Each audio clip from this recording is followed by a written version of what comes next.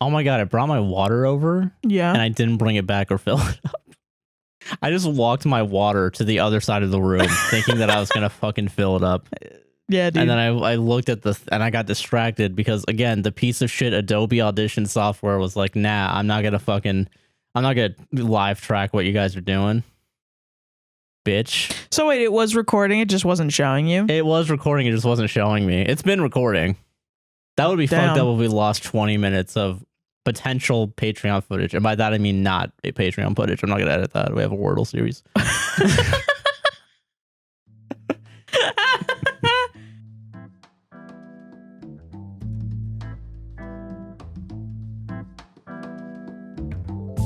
Hi, everyone. Hello. Welcome to a podcast. We'll save this relationship. I'm Josh, I'm him. Sarah, she, her.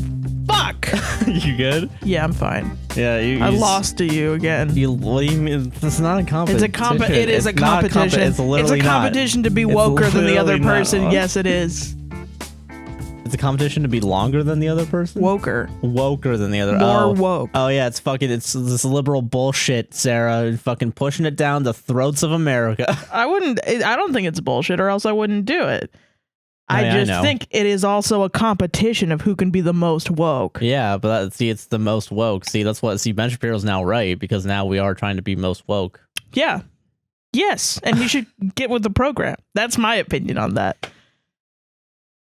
Fighting it will do no use. Yeah, you should join. Join the hive mind, Benny. Join the hive mind, boy. Ben Shapiro. Benny boy. What if he responded to that? If he does, I want him to know I want to suck your sister's tits off. Like, yeah, your sister's got some huge tits. Your sister's knockers are like insane. What if one day we just put a photo up of Abigail Shapiro's tits? Well, that's very misogynist and fucked up. So I don't think I would do that. But I will say I want to eat them off a plate. Like, they're crazy. They're crazy, dude. How are you doing? They're insane. How does she walk around with that? That's fucking wild. How are you doing, Sarah? I'm doing great. How are you doing? I'm doing great. I would never objectify a woman other than Abby Shapiro with her big fucking wonderful knockers. Is that you know what? Fuck it. That's the intro. You know that's not the intro. The actual start. Yeah, of course it is. Are you kidding me? I'm not afraid of that. I'm not. As per usual, I can't wait to see that fucking dip right at. Can't deal with Sarah. Are they just gonna talk about tits for fucking 10 minutes and then do Reddit stories? Have you seen them yet? If you haven't seen them, Sarah clipping the mic over tits. Yes, because it's about tits. All right. God. If you haven't seen them, go look at them and then come back and tell me that they aren't worth discussing. You really look me in the eyes right now. Look me in the eyes, America. Look me in the goddamn eyes and tell me that Abigail Shapiro's titties are not worth a thoughtful discussion. You're fucking wrong. You're wrong if you think, oh, whatever, it's just some titty. There were some people that were like, well, look at that lady's chin in the background. What the fuck are you looking at? There's nothing like chins, that exists in that photo. Nothing else exists in that photo. Nothing else. I didn't even know there were other women in that photo. I'm just gonna let you keep going. Well, Josh, that's fucked up because this is a 2-person podcast. So if you want me to stop talking about titties, Sarah, you should probably jump in here. Sarah, the problem is if I start talking about titties, I look like the asshole. That's the difference. I think there's a difference between saying, oh, damn, those are some nice titties, and let's put those titties up on the screen for the entirety of our 2.5-hour podcast. A person that we don't like, who shares not good opinions that we don't appreciate. Yeah, I guess we would be platforming. Other than this one body part that she has. Yes. I think that's a little different. Than, so, it's just really a conversation about deplatforming. Because do we deplatform the person but still platform the tits? Like, how do we do it, you know? Yeah. What's the fine line? What's the tightrope that we have to And this is a perfect example because like they've tried to do that with like Fox News women. Oh, because a bunch of people think that the blonde lady with the fucking dark orange tan line is like really hot. A lot of people think that, but not enough people think that because they're wrong. But now people that are attracted to Abby Shapiro are correct. So, you know, that's the correct opinion. That's the correct one to have. So now it's, you know, damn, how do we how do you it's the, can we fix her? I can fix her. I can fix her. God. I think I could fix her. Yeah. God, how are you doing? I'm doing great. How are you doing? I'm doing great too. This is a fucking already off the rails because oh yeah. I try to get this as soon as possible off the rails. Okay, that's fair. That's fair. Yeah, I'm very afraid of being on the rails. That's where the trains are. We don't move on over. You don't want to get hit. You don't get hit by a train. No, those things are big and fast, and I'm scared of them. They would hurt you. That's why I believe we should have a car infrastructure. Okay. But I watch Love Is Blind. That's our actual topic today. Yes. Oh God. Segue right into it. Fucking all gas, no brakes.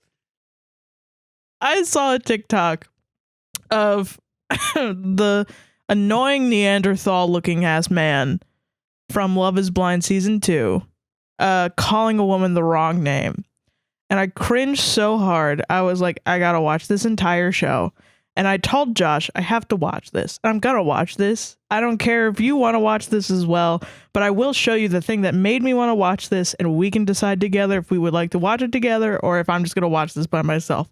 I want to say it for the record. After I watched it, I didn't pick it. All I did was hand stare at the remote. No, you were like, we're watching this. Oh, was it? Okay. You were for sure like, and it shocked me because I tried to get you to watch Love Is Blind like a year or two ago after the first season came out because I knew there was some crazy shit happening in there. Well, I mean, yeah, it's a crazy fucking show. And like, listen, I will say season 2 is crazier. Season 2 is way crazier. Mm-hmm. You know, but like fucking, I don't know. I think a year ago I wasn't that into like relationship stuff or even like reality shows. I'm still not really. I think it's still like it's just fucking junk food, you know? Yeah, absolutely. But like I feel like I'm more warm to it now that I fucking we watched all of The Circle. Yeah, we watched all The Circle at some point last year. We fucking like did all this. We went on this reality binge, I guess. Yeah, and like don't get me wrong, if I were calling the shots and I heard about this show from like literally anyone else, never would fucking touch it. I don't think I would. No. Yeah. And I think you showed me the right TikTok to get me into it. Yeah, there was a crazy fucking TikTok of just the perfect moment from this show. So like I don't know, it's just fucking I don't even know how to begin with this. Yeah, there's so much. So we watched the second season first. We watched as much as we could. I think we watched the first 5 episodes because those were available. And then because we were just dying to watch more of the show. Yeah. We watched the first season. Okay, let's talk about the premise. Yes. Because the premise is balls crazy. And so full of itself. It's just false. It's a false premise. It's false. So here's the premise, all right? Yeah. We're gonna put 10 guys, 10 gals, no non-binaries. Get out of here. Yeah, no. We gotta listen. If we only have gay straight, people, they're here hetero, in secret. Yeah. If there's gay people, they're bisexual because they have to fuck the other gender. All right. Yeah, this is a Christian show. Same gender, which is, I mean, I guess they have to because of the anonymity. But I feel like you could very easily not do that. You can just by just saying like what you're attracted to and what the other people are attracted to. Literally, yeah. And then it just would take a little bit more math. But like I feel like that's just worth have it. Everyone live pretty much in their own pod and then slowly go out one at a time to fucking. Which would probably be more COVID compliant if you just had everyone kind of like in a circle. You do the circle thing where everyone has their own little like mini pod. Yeah. And they can, they live in there. But that also takes up room. So I get why Netflix doesn't do this. Yeah. And then you have sometimes like, half of them are on this side, half of them on the other. You can even do a half and half same gender fucking thing. Yeah, and then just have them date other people on the other side. But then I guess you'd still want to try and date people on your side. It doesn't matter. They can't see each other. Yeah. Yeah. I don't know. It's I don't weird. know either. The show doesn't make any fucking sense. Yeah. And it barely makes sense in a straight way. Yeah, it really doesn't. It doesn't. So like, it doesn't even fucking. I would love for the show to make sense. An LGBTQ Love Is Blind. I think that would be really fun. Good. Yeah, I think there's probably a way to do it. The way that the show's set up right now It's just pretty fucking heterosexual straight. couples. And fucking then, so wild. okay, so the premise. Yeah. We got some guys, we got some gals. Yes, we do. All right. Again, listen, we live in Christian conservative America. So we have to. It's a very Christian show. It kind of is. It's okay, like because like I mean it's I don't know. Fucking it's okay. Whatever. We're off. Fuck that. All right. We're off topic. Yeah. Here's what we're gonna do with them. Yeah. What are we gonna do with these guys and gals? We're gonna take them away from their lives for a month. Cool. We're gonna keep them away from their jobs for at least 2 weeks. So what you're telling me is that they get in pods and talk to each other for a month? No. Oh. So here's what happens. I can't believe that. I'm gonna explain the entire show from A to B. All right. Okay. Yeah. Let's go. It's a month-long process. Yeah. Not even like 40 days. Okay. All right. Okay, everyone. Are y'all still with me? How many? 36 days specifically? So what happens, Yes. Sarah? For 30, there's 10 days. Oh, 10. We give the That's the a number. boys. Don't fucking patronize me. I'm trying to explain to the go people. ahead. Go ahead with the All right. explanation. Let's Okay. go. So Yeah. I'm you listening. got 10 days. Yeah. We give the boys a bachelor pad and the girls a ladies pad. Bachelorette pad. I does whatever. I forgot the word bachelorette existed. So fucking Okay. what happens is we're gonna put them all in the rooms together, and then there's a hallway of pods. What's a pod, Josh? A pod is a gateway to sex. Theoretically. So a pod you have on so this is okay, you got the two fucking you got men, women, hallway, pods, all right? This is a very visual thing. I know it's not great for a podcast, but fucking watch on YouTube. So what you're gonna do, you have pods. Each person can go into a pod one at a time, one boy, one girl, like God intended, right? Imagine you're in a dorm. You're in a dorm, yeah, and there's a pod, and you have one room, there's a couch in there, and you bring they're a little connected. moleskin. Like, Yeah, you know they're those connected. dorms that are connected? Yeah, like but they're that. they're not connected by a door. They're connected by a blue window. A wall. A wall, basically. Yeah. And they give It's you a lav thin as mic fuck. or something. Yeah. They put 20 fucking shotgun microphones so they can hear everything that you're doing. And I think it's just a really thin wall. It's probably just a thin wall. You just can't see through it. Yeah. Yeah. And then you can only hear them. Yeah. You can talk to them throughout those 10 days. And if you think you've made enough of emotional connection with them, you can propose to them. That's and right. get married. Propose. And then you get married 3 weeks later after those 10 days. Now, I know what you're thinking. Nothing can go wrong. Yeah, that sounds really stable and That awesome. looks really stable. And to make sure it's stable, Yeah. we send them on to a honeymoon vacation in Cancun. in Cancun. And Doesn't fucking muddy up anyone's intentions. no, it doesn't fuck anything up at all. That, Doesn't hey, do any, if yeah. you find yourself a mate, you're going to get a free vacation. And before you go to Cancun, you finally meet the other person in person and actually see them. Yeah. You don't see them at all before you get to like you hug them propose. and kiss them. You get to hug them and kiss them, and then you get to fucking, and then you grope them if you're one you grope person. them if you want to, Yeah. And then you walk away from each other. You meet up. You have your happy moment. You figure out if you're actually attracted to them physically or not. Yeah. In those 10 seconds, then you walk away, and then you share a hotel room.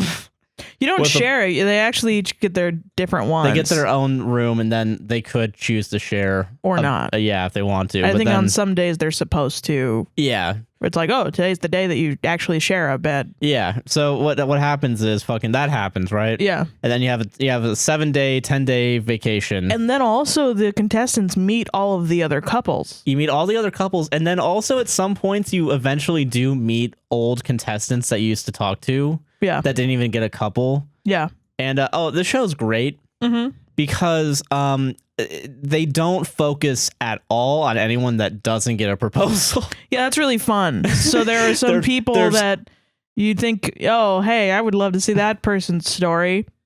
You don't get to do it. I think in the second season or the first season, there's a guy that's he's a short king. It's the second season. It's yeah. the second season. He's a short king. Never comes up besides the first episode where and he there's says, a fat "I just girl. want to." Yeah, never comes up. Never comes up. She just didn't find love. Too Didn't fat. find love. Yeah. Too fat. Too short.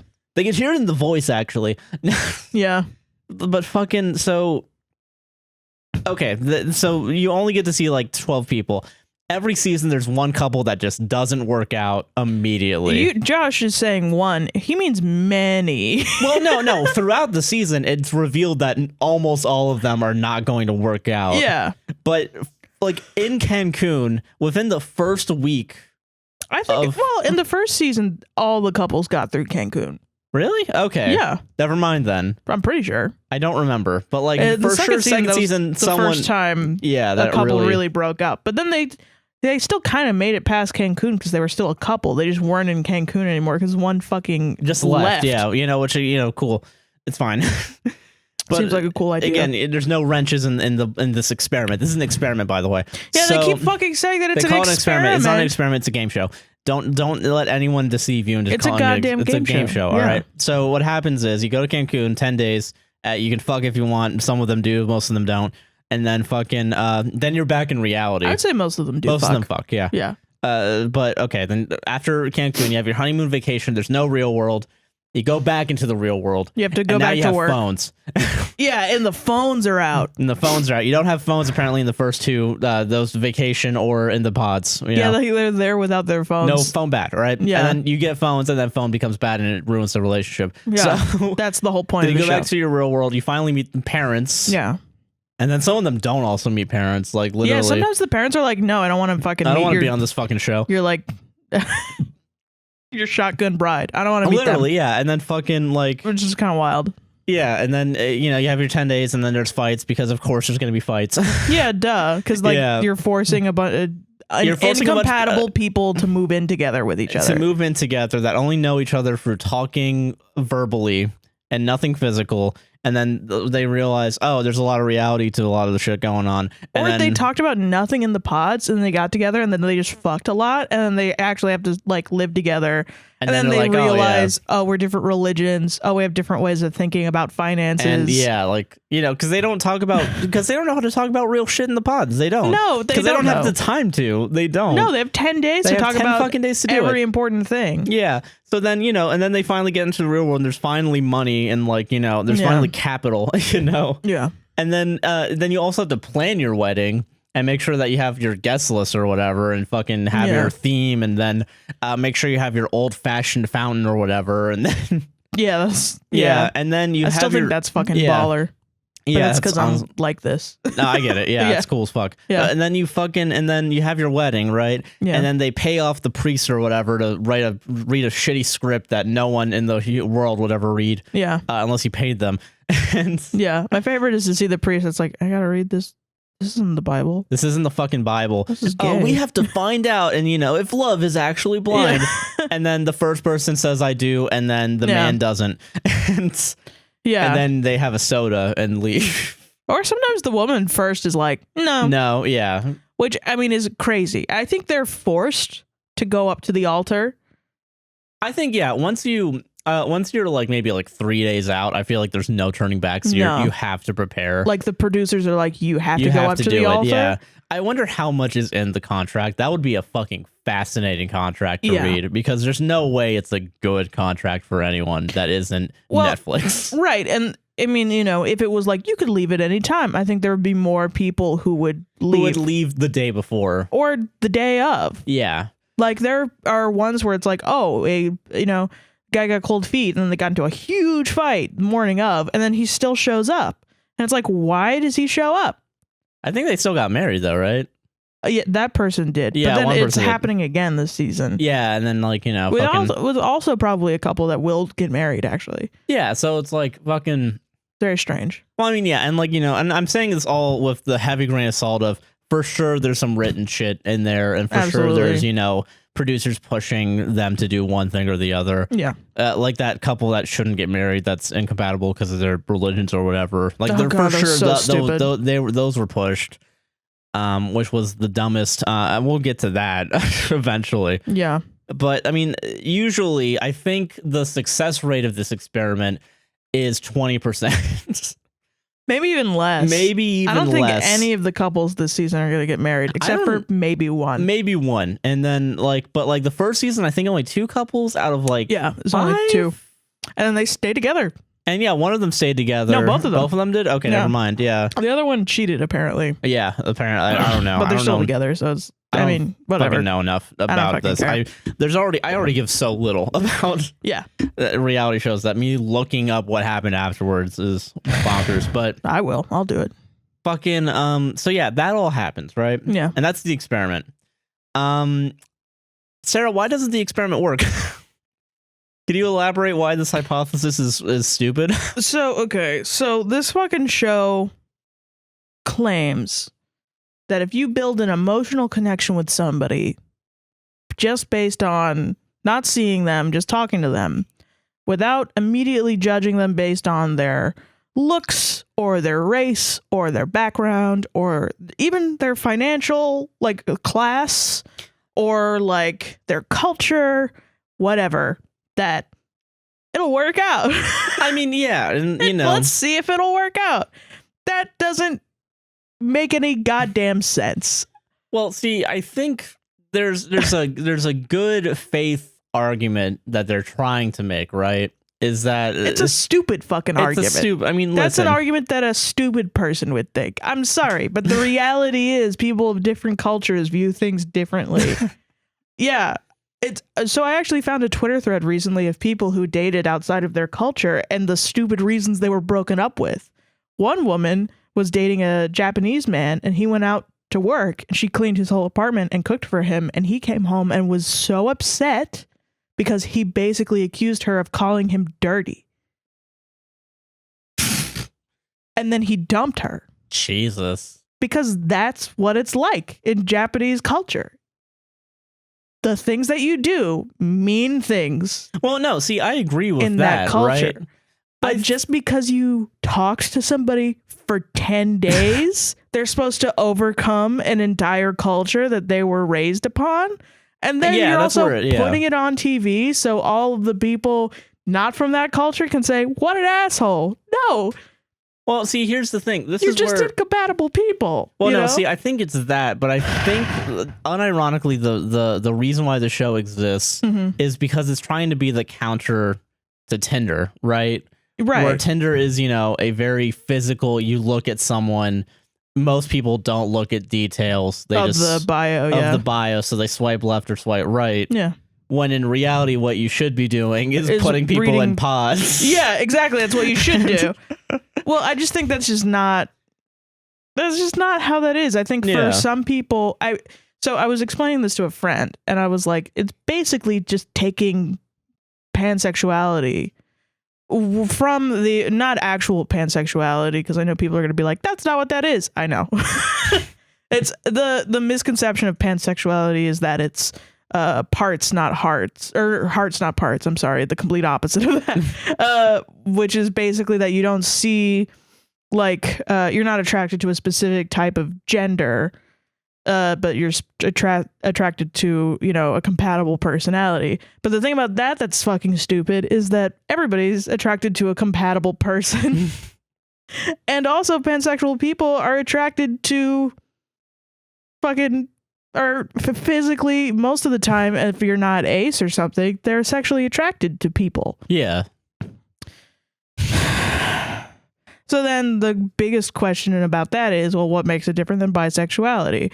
And then some people will say, well, you're also attracted to non-binary or transgender people. But then that's kind of transphobic because that's implying that trans women aren't women. They're a different type of woman. Sarah, we're already unboxing Love is Blind. I don't think we need to go into the ethics big of discourse. Pansexuality and bisexuality. Let's unpack this discourse. So I guess what I mean by saying the show is putting pansexuality on everybody, it's like taking the personality and making it the only making it supposedly the only thing that matters. And that's just not how every single person experiences attraction. Yeah, no, it's fucking... That's how I experience attraction, but it's like, that's not how... There are some people who are physical, and putting them in a show where they see somebody, they might enjoy them emotionally, but then they don't really connect with them physically, and saying, you just didn't try hard enough, is like...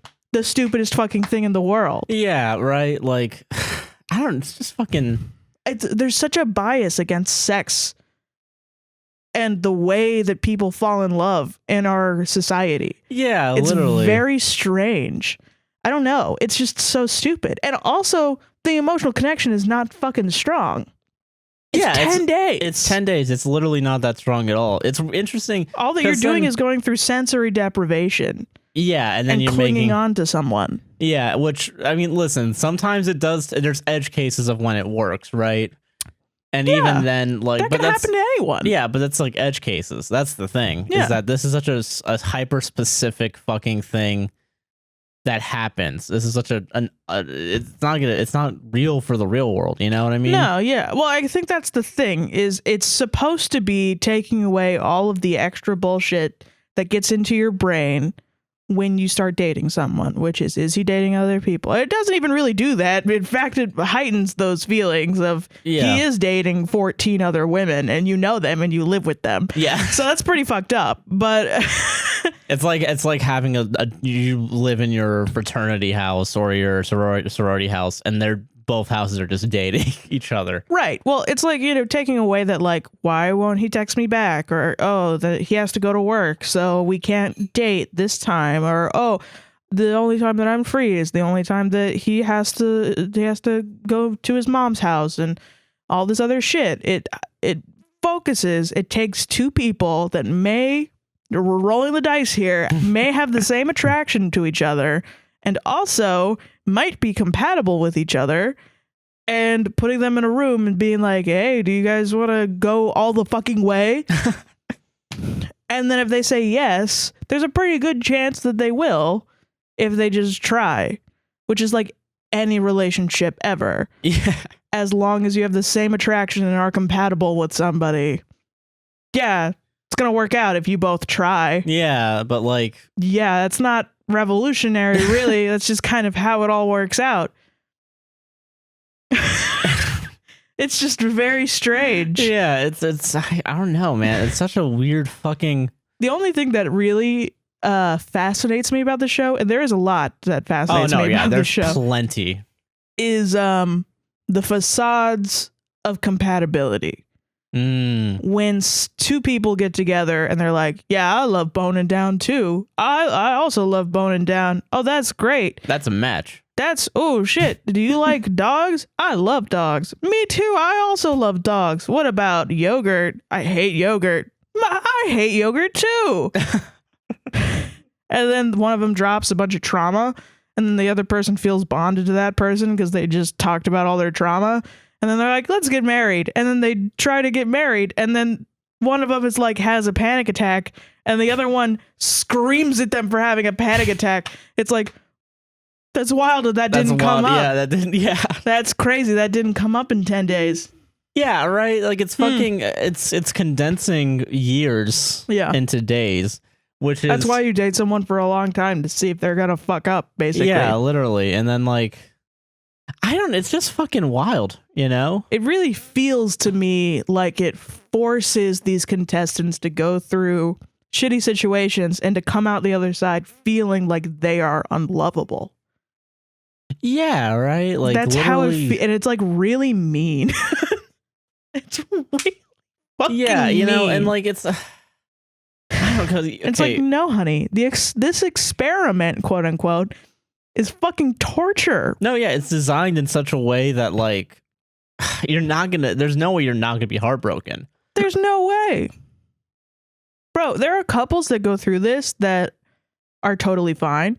Yeah. And then they get to the marriage part and they're like, no. I want to talk about that because there was one couple in the first season that was like, cool.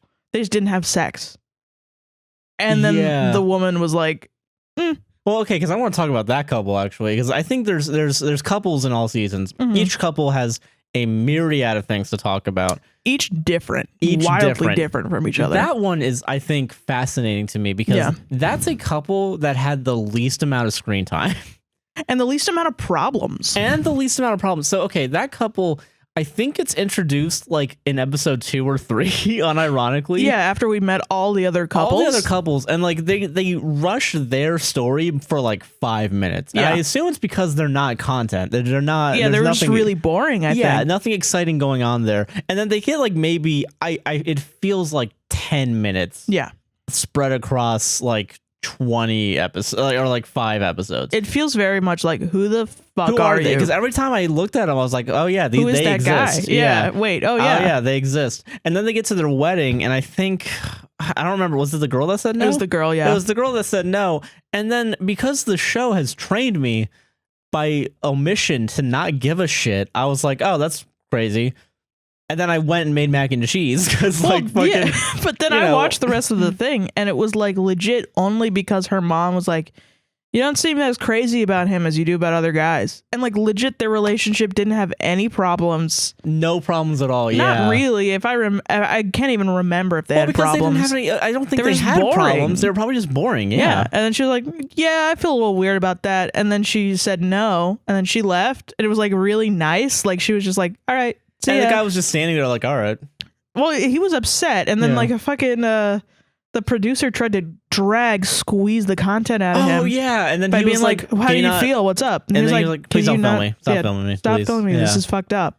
And then all I could think of was like, you signed a contract, motherfucker. Like, That, yeah, he kind which of don't put get me that wrong, on it himself. sucks. It's It like, sucks, but like, this is one of the outcomes, you know? and they just never had sex that entire time. They were a whole couple for like a month, and they never had Never had sex. sex, and then yeah.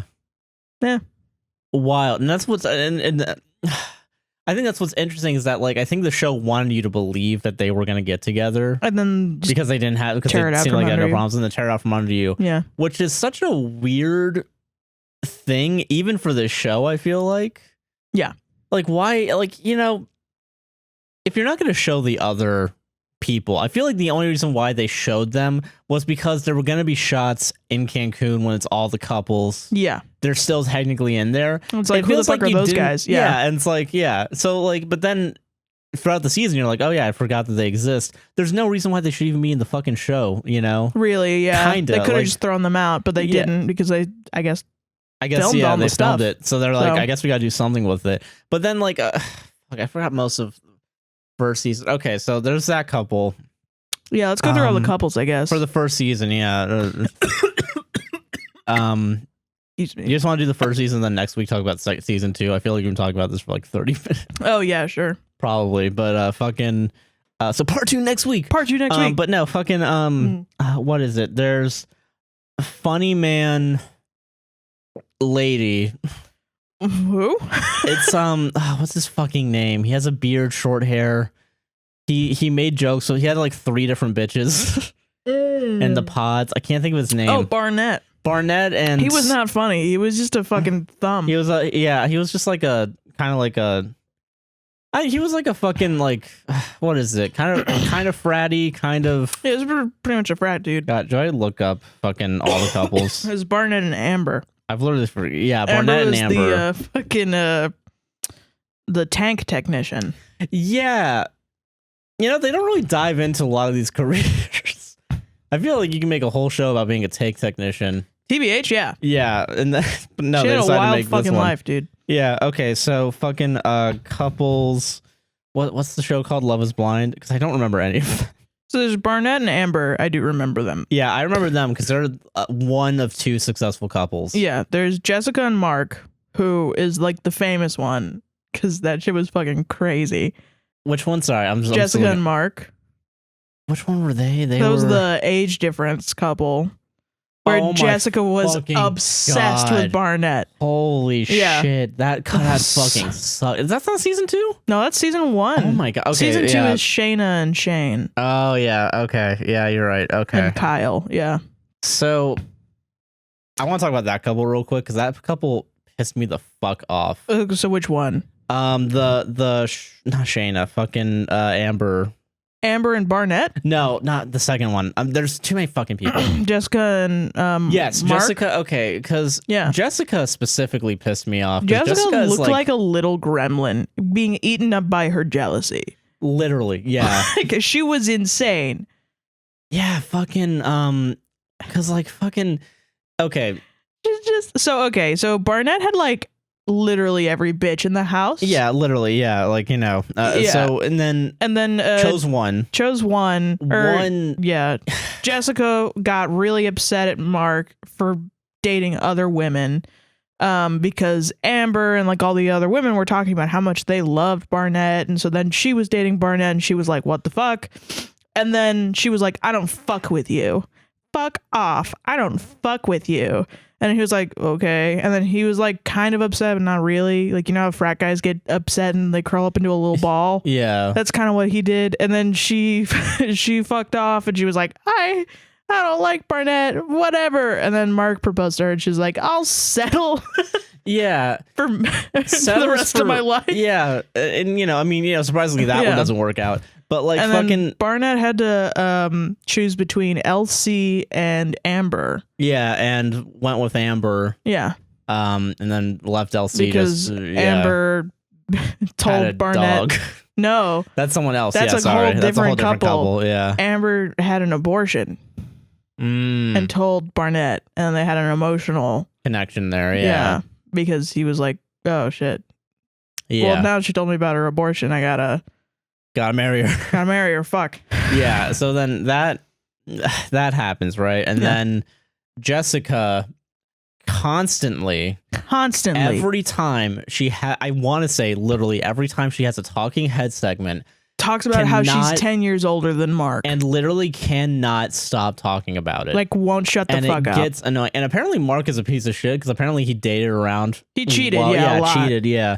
And then he dated LC afterwards. Yeah. Which is kind of crazy. That's wild. Yeah. Yeah. But then like fucking, but then Jessica. Yeah. Jessica is portrayed as a villain, kind of, I think. Because she's one, I felt bad because I was really, really annoyed by Jessica, mostly because every time she talks to a man that she is trying to fuck, she gets like a really lilty, like tiny toddler voice. Yeah, she literally changes her voice, but then... And then it's cut between the talking heads and she's talking like a normal person. Yeah. And it really annoyed the fuck out of me. And I realized later, like, maybe she has some sort of like weird trauma from like an age, you know? Or maybe like she's even trying to get back at Mark during the fucking... No, she did that with Barnett and she did that with Mark. She did that with everyone. Like, yeah. She'd be like, yeah. And then she would, you know, it's like, okay, I don't know. I'm sure it's trauma because that is a thing that does happen. Like there are things in couples like where, you know, one will just start acting like a little kid to get out of a confrontation. Or something like that. It's like a manipulation, but like they don't really know that they're doing it. So then I felt bad for getting mad at her about that. But also, she's the most annoying goddamn person on the planet. So I don't really feel that mad. I mean, yeah, I get it. Yeah, like God, shut the fuck up about your age gap. It's not really that big a deal. It's not that big of a deal, honestly. Like, listen, we talk about age gaps all the fucking time. I'm a child of parents with an age gap, and I think there are a lot more problems with the age gaps than people really think. And I think it's good to talk about all the different issues that can come up with an age gap.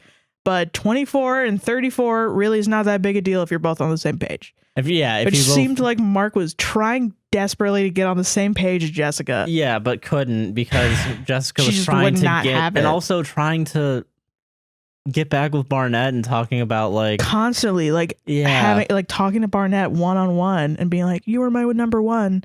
And it's like, and then Barnett was like, hey, listen, like I got this fucking fiance, you know? Yeah. Which, I mean, God bless Barnett for just, you know, sticking with his number one and continuing to be with her until he cheated on her after their divorce. But yeah, right. But, you know, I mean, you know, at least there was an attempt. There was an attempt. He did it throughout the show. But, okay. So I give him credit. I don't know. Who else is in this fucking show? There was the interracial couple. I think her name was not Jessica. Natalie? No, Natalie's in. No, Natalie is this season, I think, with the hunk. Oh yeah, with the Neanderthal guy. The Neanderthal guy, yeah. But it's Cameron and. Is it Cameron and Amber, or is Amber a different one? Amber is the one with Barnett. Oh yeah, okay, so yeah, it's Cameron and somebody else. I don't know. Okay, hold on. But they were very cute. They were just they were cute. Yeah, interracial, which was like not a big deal at all, but it was a big deal for her parents. Yeah, and you know, I will say there was one like kind of shitty cut at some point when they were like teasing the fucking like the dad. Next couple, the dad. I think they kind of fucked over the dad a little bit. Yeah, they really played up that the dad was not going to be okay with it, and he was like, "Okay, whatever." Yeah, literally. He was the most reasonable parent meeting the couple out of everyone, in my opinion. Yeah. Just like I don't trust you because I just met you, but whatever. You make my daughter happy. That's cool. Right. So like fucking God. I kept calling her Lauren. Lauren. I think it might have been Lauren. Cameron and Lauren. Lauren and Cameron. Yeah, you were right. Yeah, they stayed together, and good for them. Yeah. They actually seemed like they did have a connection. Yeah, they were really cute. Yeah. I really enjoyed them. Although I will say I'm not happy that Cameron, a scientist, also called it an experiment. He should have his degree revoked. He really should.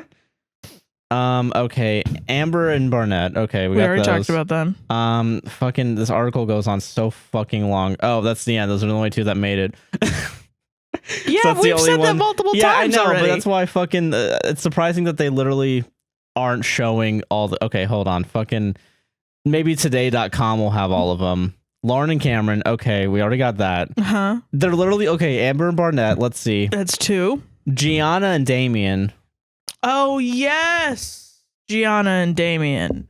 Which one? Oh, fuck. So that was the one where he got down. I don't even remember them talking to pods. Yeah, he got down on his knees, and then she was knees. like, "Get the fuck up!" And then he got back up, and then she got down on her knees, and then did it. Yeah, and it made me want to fucking throw up. Yeah, and they had like I think they had the terrible. most turmoil, and like they had so many fucking stupid fights. It was stupid. It was ridiculous. It was and she was just awful. like, I lost my butterflies. And he's like, I'm going to get you your butterflies back, baby. And then she was like, I got my butterflies back. And then he was like, and then she was like, I'm going to yell at you. And then she's like, the sex isn't good for me because of something. It was wild. And they make it to the altar.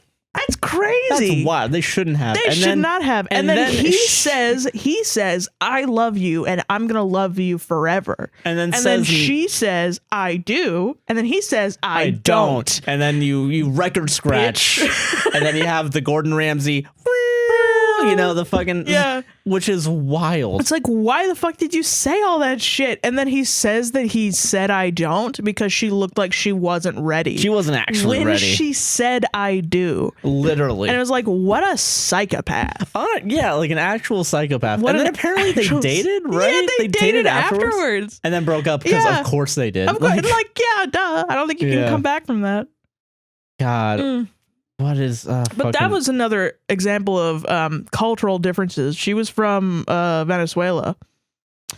Yeah. Okay. Yeah. And you know, he's an American dude. Yeah. He's literally. like a middle, you know, fucking middle class, not middle class, or middle of the road, not middle of the road, white toast bread. Midwest. He Midwest. was like a Midwest type of like soft spoken guy, and she was like, I want you to fight for my love.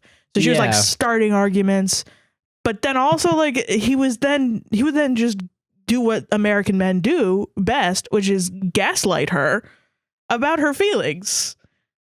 He would just be like, literally. Yeah, I don't want to fucking talk about it. I don't want to talk about it. Why are you bringing stuff up? And then she was like, well, okay, like she should be able to bring up things. Literally, yeah. Should be and able talk to, with you about it. But no, you're just being really dismissive. And then you're the one to be like, I don't want to. No, you're not ready.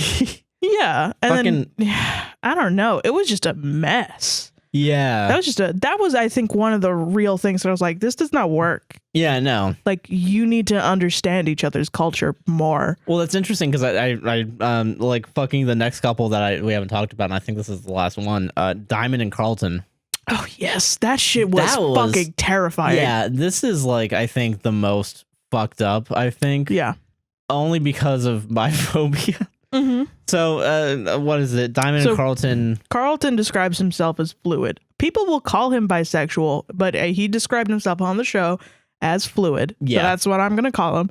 And him and Diamond were getting along just great. Yeah, he seemed to have some internalized homophobia. Because he was really afraid he was afraid of telling her that, and then kind of like did the thing where like you act more macho than you are to try and like trying to like act straight, I guess. Yeah, and it came across as very toxic, and then he fucking told her.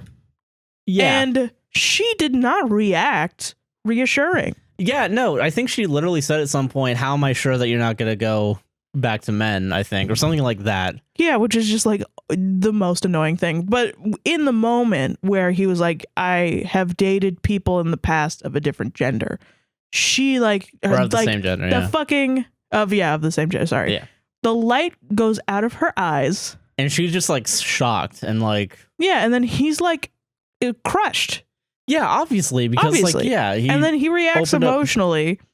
And then she's just like angry. She's like upset at him for reacting emotionally to her being shitty, which is that she just does not want to date a man even in the past had sex with men.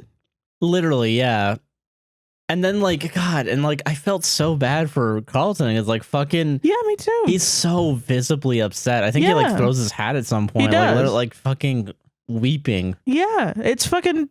And then Diamond terrible. has like the limpest hand on the back of him. Yeah, like, she's like, yeah, you cry, whatever. It's okay, whatever. And then she's like, all right, I gotta think about it. And then she goes, see ya, or See something ya. like that. And then does a talking head of like, I can't believe. This F slur. Like literally, yeah. Like that's how it feels. It looks like in her head she's just thinking the F slur over and over again. Yeah, it's terrible. It's absolutely terrible. She's just like, the fuck. worst. And I think you made a point of like the show really tries to make Carlton the bad guy. They really do. And to me, I'm like, that's like, no, that's fucked up. And then she goes to him and says like, you misled me. Yeah, Like literally. you were playing the experiment. And he's like, what are you talking about? He gets angry. And then she leaves and she fucking quotes Beyonce like a nerd. And and he's like, yeah, fucking leave. Your wig is fucking terrible. Yeah. And then, which is honestly a burn. yeah, It's fucking a burn, pretty dude. good burn. Yeah. And then she got at the time, and this was only 2 years ago, listener, which Yeah, to this me is- is like, this is pissing me off. And he got so much heat for this that he had to make like I'm done with speaking to people about this Wow. post on Instagram, because he was like, I'm done. I'm tired of it. It's Black Lives Matter until it's Black LGBTQ lives. Well, yeah. Like Which, it's literally. I mean, yes, that literally is what it is. And then Diamond had to go on and be like, Diamond was invited back instead of Carlton to go over like the after show. I thought Carlton was there. I didn't see him. I thought I saw him. I don't remember. I don't know. I'm not sure. Maybe I'm wrong. But if fucking Diamond got like news things that said like, oh, I'm not homophobic or whatever. But there really my best wasn't. friend's homo.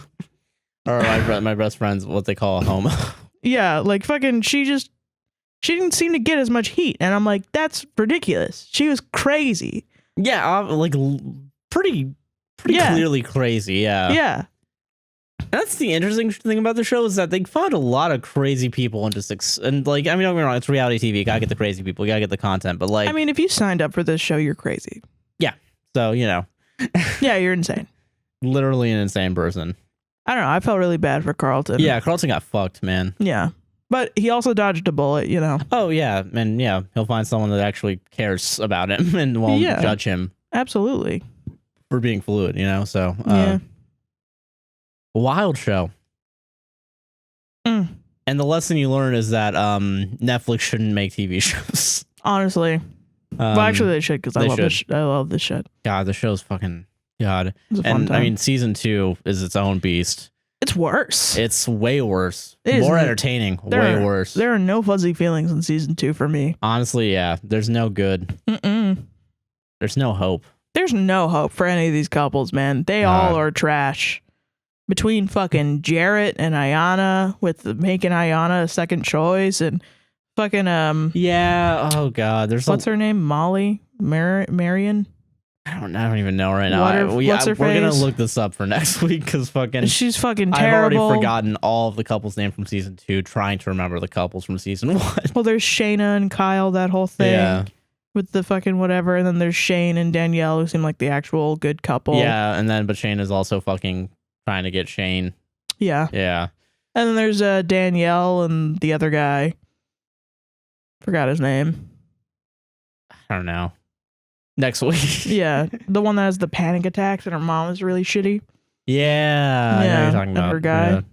I again don't remember them because I remembered season 1. Like literally. We just watched season 2, though.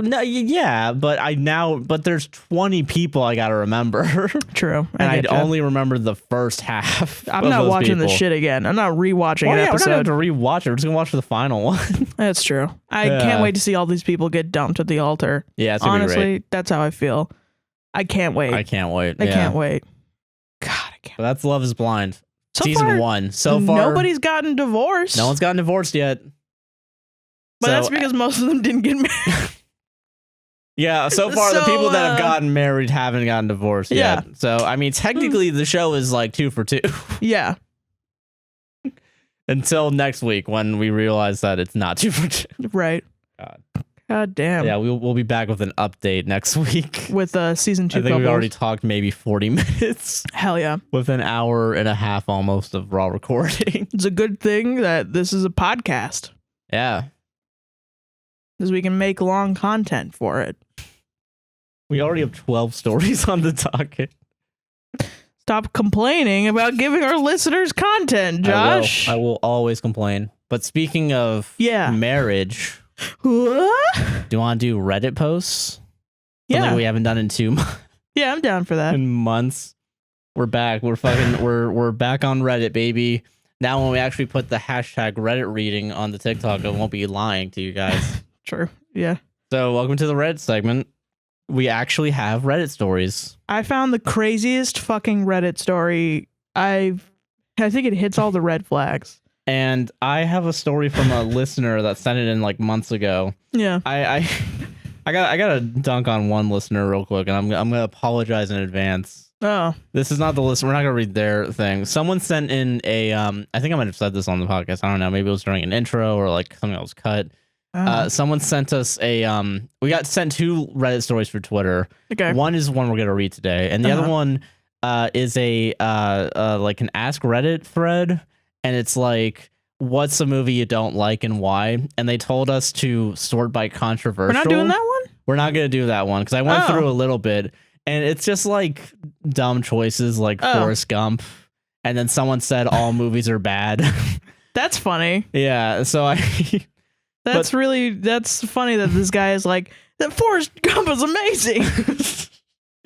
And he was like, you guys are gonna be so pissed off. That feels, listen, it's a dunk, but it's also like, I appreciate that he likes us enough that he wants to hear our takes on movies. Literally. And like, listen, I know I've mentioned I'm a film person. Yeah. Like he's not really that much of a film person. I only watch films like maybe once a month. Yeah, if that, honestly. And I watch movies I've already seen before and that I like. Yeah, which I feel like that's most people. Yeah, so, you know, fucking, but yeah, no, I'm not gonna. Yeah, so we're gonna read a different one that's an Am I the Asshole post. Okay, do you want to start? Do you want to switch it up for a week?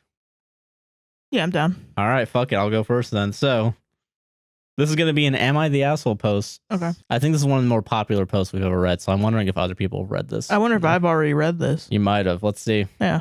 Am I the asshole for telling my 40 male wife, 31 female, that I work hard and feel unappreciated?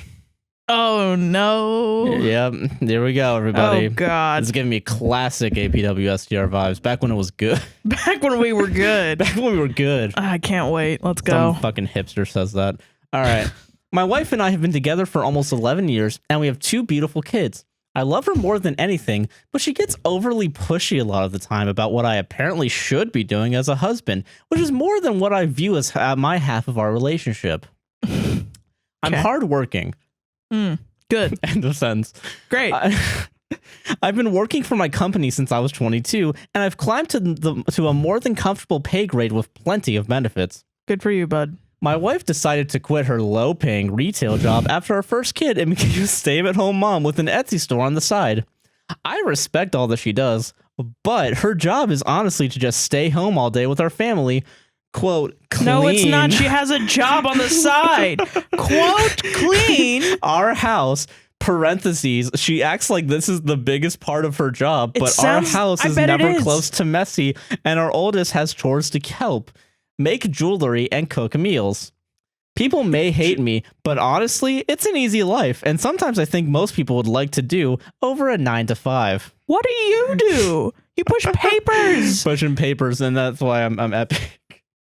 Like, what the fuck is wrong with you? I hate this guy. She says that this is her half, and my half should be, this is a form of a literal list she has written me. A, take her on a date once a week, and it should regularly be a nice one. Oh, nice. 2, provide her with some extra money each month for non-necessities like hair, entertainment, etc. 3, take her on quote vacation with me to a work retreat in Hawaii. And D, take some time off once a month to go out with the family. The last one is impossible. Wait, what? My job is too competitive, and I'm lucky that I get Christmas off.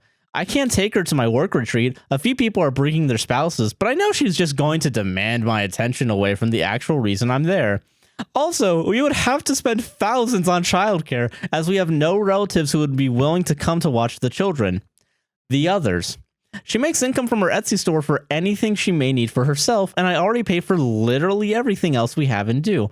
I take her out for special occasions. I don't have the spare time between being on call and being at work to do it once a week. If she wanted to go so bad, she could take me, but she hasn't taken me on a date since we first got engaged. I feel so unappreciated by her words. Her treating my overtime and cram schedule as my fuck up and not a blessing to our family really opens my eyes to how she perceives us. This is what happens when you marry a capitalist, ladies. Literally, yeah. God. Pay attention.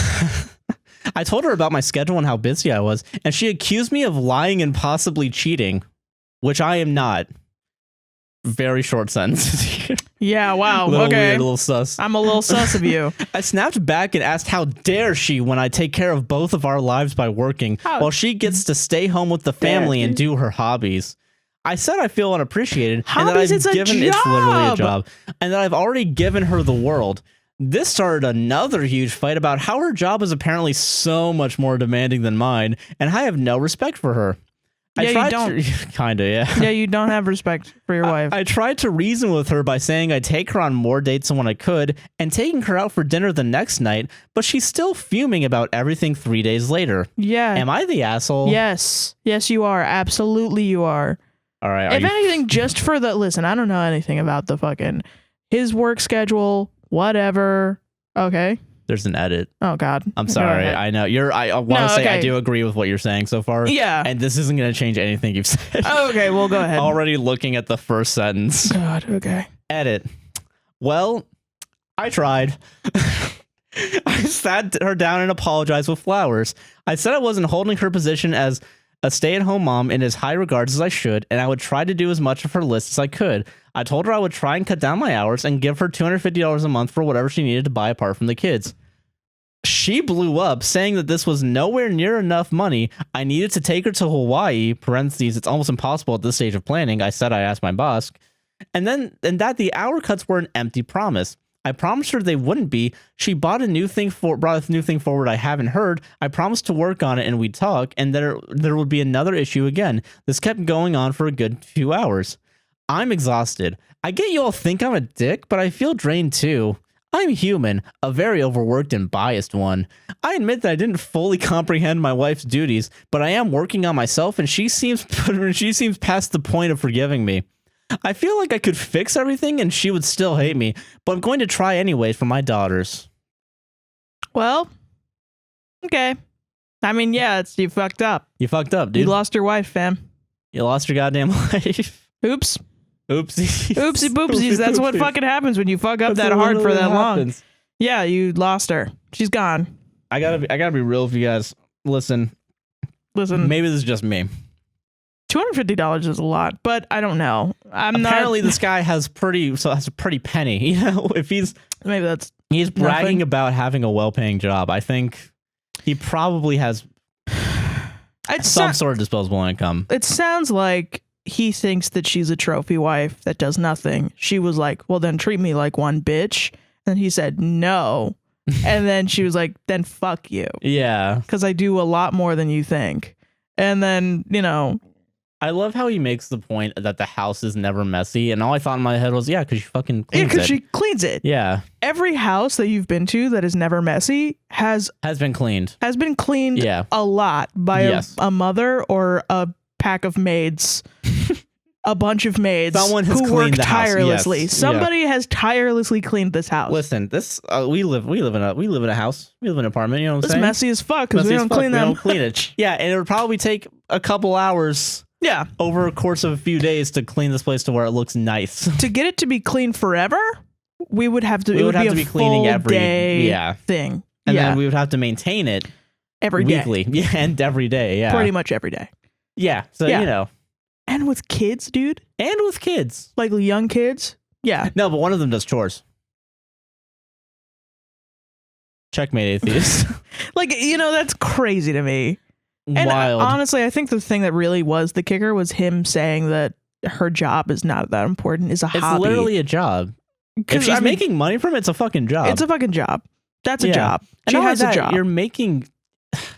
You know, this is the artist's plight, right? Where like it feels like no one understands the effort of like what goes into making jewelry. Yeah, no one does. I don't know how to make jewelry. I'm gonna say that for the record. That shit's hard. I'm gonna assume it's pretty fucking hard. I've looked into it. It's really hard. Because I feel like there's a lot of like, okay, for starters, you need to have like steady fucking hands. I feel like just to get like intricate details and try to like actually. So there's multiple different types of like popular Etsy store jewelry that I've seen. There's the polymer clay things, which is basically like you just roll it out and you make like very intricate designs. That takes a little bit, and then you have to wait for them to dry, and then you have to put the fastenings on them. And you know, that's kind of crazy. Then there's the metal work type. Oh, if it's fucking metal work, right? And then it could be like a combination of any of these things. It could be resin, it could be fucking anything. It could be literally so like anything. Fucking like it's just like obviously she's putting a lot of fucking work in. Yeah. And she probably wants it. If she's doing it as like a side thing, she probably wants it to be her full-time job at some point, you know? Or yeah, she's probably very passionate about it. Yeah, she's probably very passionate about it. If she's making money doing it, she probably does a great job. She does a great job. Very passionate about it. And she probably puts a lot of work in. I assume it feels like with like, especially with like smaller businesses and especially with like, I assume Etsy shops, I feel like also the profit margin, I feel like there's a high cost to do jewelry, and there's probably also not the highest margin of profit because you're trying to compete with every other person. My favorite soap maker, Katie from Royalty Soaps, actually that was the reason that she quit Etsy, was she was not making as high of a profit margin as she realized that she would. There's like a point of, if you get to a certain popularity on Etsy, where you're just losing profit. Yeah, because Etsy's taking a cut. Yeah. You know, at some point you're going to have to run it yourself. Yeah. And then doing that, I assume like that's inventory, a full fucking time job. Like you're there's no way that's not a fucking. Just to market herself, run all the shit, mail everything out, probably has a stamps.com membership. Yeah. You know, like fucking, because you're the one that's doing all the fucking, you're doing literally everything. Then she's got to deal with this asshole coming home and saying, "Oh, how was your hobby today?" Yeah. Oh, I'm so busy. Maybe get a different job. You probably have a good enough resume that you can find a similar paying job and then have more time. But Josh, that's his fucking... I know. He's been working there since he was 22. He loves his job more than he loves his wife. Literally. Yeah. Let's be honest here. That's, I mean, hey, who doesn't? Getting mad at your wife because she doesn't see the overtime and the extra hours you put in as a blessing. Yeah, you know. Yeah, no. What the fuck? It's not a blessing. I don't think that's a blessing. You should have free time. You know that, right? That's what your wife literally was just asking for. Your free time, family time. Yeah, you should have family time. Your free time shouldn't only consist of having a dinner and sleeping. Yeah. You know, maybe you should have a little bit more time to watch Countdown, you know? Exactly. Like, come on. Watch Countdown with your wife. Watch Countdown with your fucking wife, dude. Jesus. Like, yeah, obviously you're the asshole. And the good news is that the top comment is you're the asshole. I don't want to, honestly, I don't want to dig down and find the shitty comments. Yeah. Because I already know the shitty comments like, oh, I mean, you're working real hard. Sounds like she's I mean, yeah, it's probably something about it's just capitalist. The $250 being not enough. Because that was a weird flag to me. I'm like, that sounds like a lot, but who knows? I mean, that's like, I think by that point she realized the problem was too deep to really, you know, I think there are a lot of other issues that this guy probably has. Yeah, 100%. That she's now realized are coming up. And is bringing to light. But like fucking, yeah, because like no fucking way there isn't other issues. Yeah. You know, like, I don't know, like fucking. This guy is stupid. You dumped a load on your wife. You have like a couple kids now and you're not there. You're not there with her to help raise your kids. Yeah. And you're going to Hawaii? You're going to Hawaii and you're not going to bring your wife. And you literally said that other people were bringing their spouses. Oh, but it's too late. I should have thought about it earlier. And she would take up my time because she wants to be in Hawaii with you. The childcare would be thousands. Dude, you legit just made a woman fall out of love with you. Literally, yeah. That's your fault. That's literally your fault. Yeah, you're the asshole. Yeah, you're the asshole. God. Alright, are you ready for mine? I'm so ready. It's been a while since we've done Reddit. This is interesting. I know, it feels... It's more wacky. It's a little wacky. Yeah. Alright, this is entitled, Help, What Do I Do? Oh, no. Oh, no. We're just from relationships? Relationship advice. Oh, yeah. Let's go. Okay. Let's fucking go. My partner and I got into an argument because I had a panic attack in his family home. Gotta stop you right there. What? Okay, I continue. This is... If you have social anxiety, this is your worst nightmare. Trigger warning, social anxiety. Yeah. Who baby? All right, because I had a panic attack in his family home. It was an event for his sister's birthday. I came into the room and said hello to everyone at a distance and placed the cake I had made for her on the table. For some reason, I felt like people were less smiley with me than I was with them, but it could have been my paranoia. I gave the people I knew a hug and waved at the rest, saying hello. There was an awkward moment where my partner was trying to get past me to say hello to someone else, but he didn't explain this verbally and was pointing at the other people I didn't know who I had waved to. I assumed encouraging to shake their hands. With everyone's eyes on me, I basically froze, and I was unable to move to let him pass until he verbally told me to mind out of the way. Oh, God. Yeah, I got chills fucking when you said everyone was staring at her. Yeah, no, fucking... Like, it's like should not and it shouldn't be about... Okay, I'm going to keep going. I felt so embarrassed because I hadn't shaken their hands and everyone was staring at me. When my partner came to me, I quietly said I'm freaking out, so we went to a different room. I said I have started panicking. Please don't push me to shake people's hands. Also, I didn't know what was happening that you were trying to get past. We both agreed I should go home. Get out of here. We both agreed I should go home, and I accidentally slammed the door when I left because I wasn't thinking. Oh, man. Okay. All right. Initially, he sent me some really supportive texts and said he was really sorry for making me uncomfortable, and I was like, no, I'm sorry for letting my anxiety get the better of me. Hope you have a nice evening. Initially, he's doing a lot of legwork right now. I don't know. Are you ready for this? I'm ready. When he got back home, he blamed me for being basically selfish because the event was about his sister and not being mentally strong in terms of not being emotionally dependent on him. Big fight, and I've been crying a lot. Not sure if I'm in the wrong or not. No. I don't think so. I don't think you are, no. I feel guilty for having the panic attack and not shaking hands and potentially making them feel uncomfortable. I packed my bags as we agreed it may be best to have time apart. But then I am confused further as he has said realistically it's been a year and 4 months of my anxiety problems and various other relationship issues, and a relationship won't survive if I move out for what is basically the third time. I'm gonna give you guys a bit of advice here, just a real quick advice. Don't make the thing that you guys are fighting about worse by saying that it's a problem. That's true. Yeah. That's a good point. Totally at my wit's end and crying a lot. Not sure if going back on my antidepressants would help. He said it's better we stop trying for a baby while I'm struggling like this. What? Whoa! What the? What a bombshell right at the end. Holy shit. He's emotionally exhausted from trying to guide me all the time.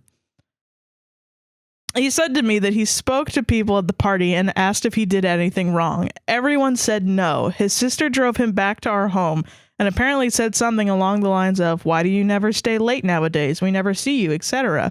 But I never stopped him from seeing family. He's a free person. I have no intention of controlling who he sees. Yeah. He said that if I go seek these last 3 paragraphs go crazy hard. Oh no. Oh fucking no. God damn it. He said that if I go seek professional help, they will just put me on more meds or section me and nobody can save me except myself. He is bipolar and has been off meds and functioning stable for years. He said he knows how to help me with my mental health and he is older than me. Him, 34, and me, 26. So I should listen to him. He told me that I need to be proactive about handling my mental health and to stop looking at videos of dogs and memes on Instagram, etc. What the fuck? Because it's making my mental health worse. Holy shit. He sends me inspirational quotes or prompts me to watch videos of Will Smith talk in an inspirational way. Okay, another piece of advice. if your partner uses Don't watch that Will dog. Smith, Watch Will Smith. don't watch the dog. Fix your mental Watch health problems. Will Smith, watch Russell Brand, watch Joe Rogan, watch any celebrity that you Baby, why did you have a panic attack at my sister's place? Are you not watching your Will Smith videos? Babe, what are you doing? Have you not read the 12 Rules for Life? Jordan Peterson. Okay, I find it quite cringe, unfortunately. Yeah, no, it's pretty cringe. Wish I could be less arrogant when it comes to that. You're not arrogant. You're not Will arrogant. Smith. It's cringe. Don't worry about it. He says I could find someone else who would just be an enabler for my anxiety, but he wants to help me rise out of it and live at a higher vibration. He says apparently I was not joking about the Russell Brand, Joe Rogan, Jordan Peterson. I was not. I called it. I'm so fucking good. I subscribed to Russell Brand before he went off the deep end. And now I keep seeing the titles for his videos and thinking I should watch him to see how crazy he is, but I never do because I'm scared. God, holy fuck. Okay. He says I could find someone else who would just be an enabler for my anxiety, but he wants to help me rise out of it and live at a higher vibration. He says I have a distorted view of what love is and that I'm super toxic and that I use my diagnosis of anxiety as an excuse to not be a better person. You're about to be indoctrinated into a cult. That's what this is. That's abuse. That's fucking abuse.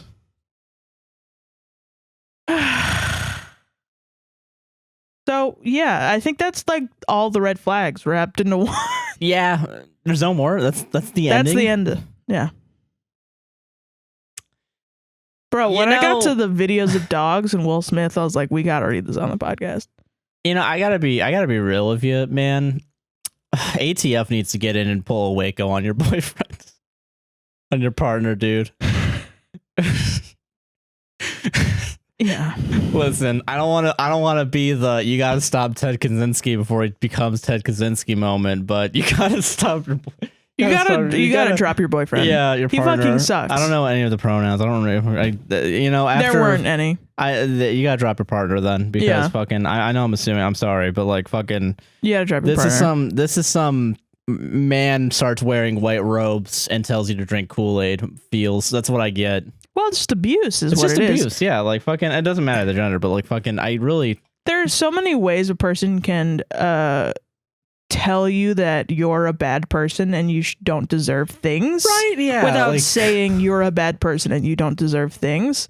And that's what abusers do. They, they run around the bush. They're like, they blame you for having panic attacks, which should never happen. Oh, yeah. Of course not. Jesus. Like, fucking. They blame you for having panic attacks. They tell you that you were selfish for having a panic attack at his sister's birthday party. He claims that he walked around and asked if he did something wrong, basically making you think that everyone hates you. Yeah. When he knows that you had a panic attack because of your social anxiety. Yes. And then after creating a shitty situation, like that's literally creating it. Yeah. You literally didn't. The partner did not explain what they were doing. No. Which caused the fucking anxiety. And then the partner has the gall to be like, oh yeah, you're not feeling the vibes, dude. Yeah. That's okay. Smoke some pot, baby. Fucking. You gotta be at a higher vibration, baby. Don't take meds. Don't go to a professional. Don't believe in big pharma. That's literally watch this Will Smith. Don't watch videos of dogs or memes on the internet. How dare you? Those are all indoctrination devices by the Illuminati to try and take over your mind. Not only does he sound miserable, as well. Yeah, they sound pretty fucking miserable. The partner is not. Listen, I gotta listen. Yeah, you can't take advice from the guy that ruined YouTube Rewind. That's what I'm fucking saying. I'm sorry, you can't. Fortnite. All right, fucking, you can't listen. If you take advice from someone that's hot, that says those words in that order, you need to be put in a mental institution because you are a danger to yourself and society. Yeah, I mean, yeah, that's probably why your partner doesn't want to go to a psychiatrist. Yes, because your partner is going to be. They're going to be like, "Oh, you listen to Will Smith." It's going to be in a padded cell by the end of the week. Here's the grippy socks. Which is where the yeah. There you go. You get those grippy socks on. Every subscriber to Will Smith deserves better mental health in this country. I mean, and you know what? That's why I like doing this podcast, is getting stuff like this where it's like, obviously you're not, to me, obviously you're not the asshole. No. But people in these situations, they don't know. They don't know, yeah, because they're stuck around this abusive piece of shit. Yeah. And then, you know, I've been, especially of emotional abuse, I've been a victim where then afterwards you think about the crazy shit that happened in that relationship and you're like, that person was lame. And then you think, why the heck was that person lame? Why did I think of them so highly when they were lame that whole time? And it seems crazy, and you say that out loud, and then everybody else is like, yeah, duh. It's not yeah, duh. Yeah, duh. Because you went through that shit. You went through that shit for years or months or however much long, it's too long, days even. You'd be like, that shit was fucking cringe. I dealt with that cringe because I loved that person. God. Damn. And then they just turned around and they were like, no, you're cringe for not liking my cringe.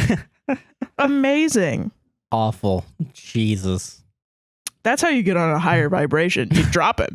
Yeah. You'll get on a higher vibration, drop baby. That motherfucker. Holy shit. What a crazy. The baby. I'm not on my meds. We're not gonna try for a baby anymore. a lot of fucking him making her move out because that got lost in there. But this is apparently the third time he's made her move out, and this time it's because she had a panic attack at his sister's birthday party that she made the cake for. Literally. Where's the fucking thank you for that? Right though, like It's a beautiful story. Get him out of there. It's a terrible story. Yeah, but it's an awful fucking story. Yeah, it's Jesus Christ. And luckily all the comments are good. None of the comments are like, you're crazy. That'd be crazy if like, oh yeah, no.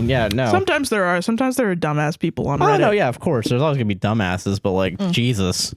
But no, this one it's a lot of people saying like you are never it's never your fault for having a panic attack ever. You should not be punished for having a panic attack. He should be patient with you. And, you know, all these... It's the correct advice. Yeah. I hope that if you're listening, you know the correct advice, which is that if you have social anxiety and you have a panic attack, that's not your fault. And none of this should have happened. And anyone putting you down all the time... Yeah, no, drop them. They fucking suck. They drop suck. them. Drop them. Don't... Yeah. God. Awful. Awful, man. Jesus. All right, listener stories. Listener stories. Let's get to not as wild stories. Right. Or maybe even wilder. Who knows? Who knows? It's a gamble. Who's wilder? The entire Reddit community or our audience? Right. Let's find out. That's the experiment.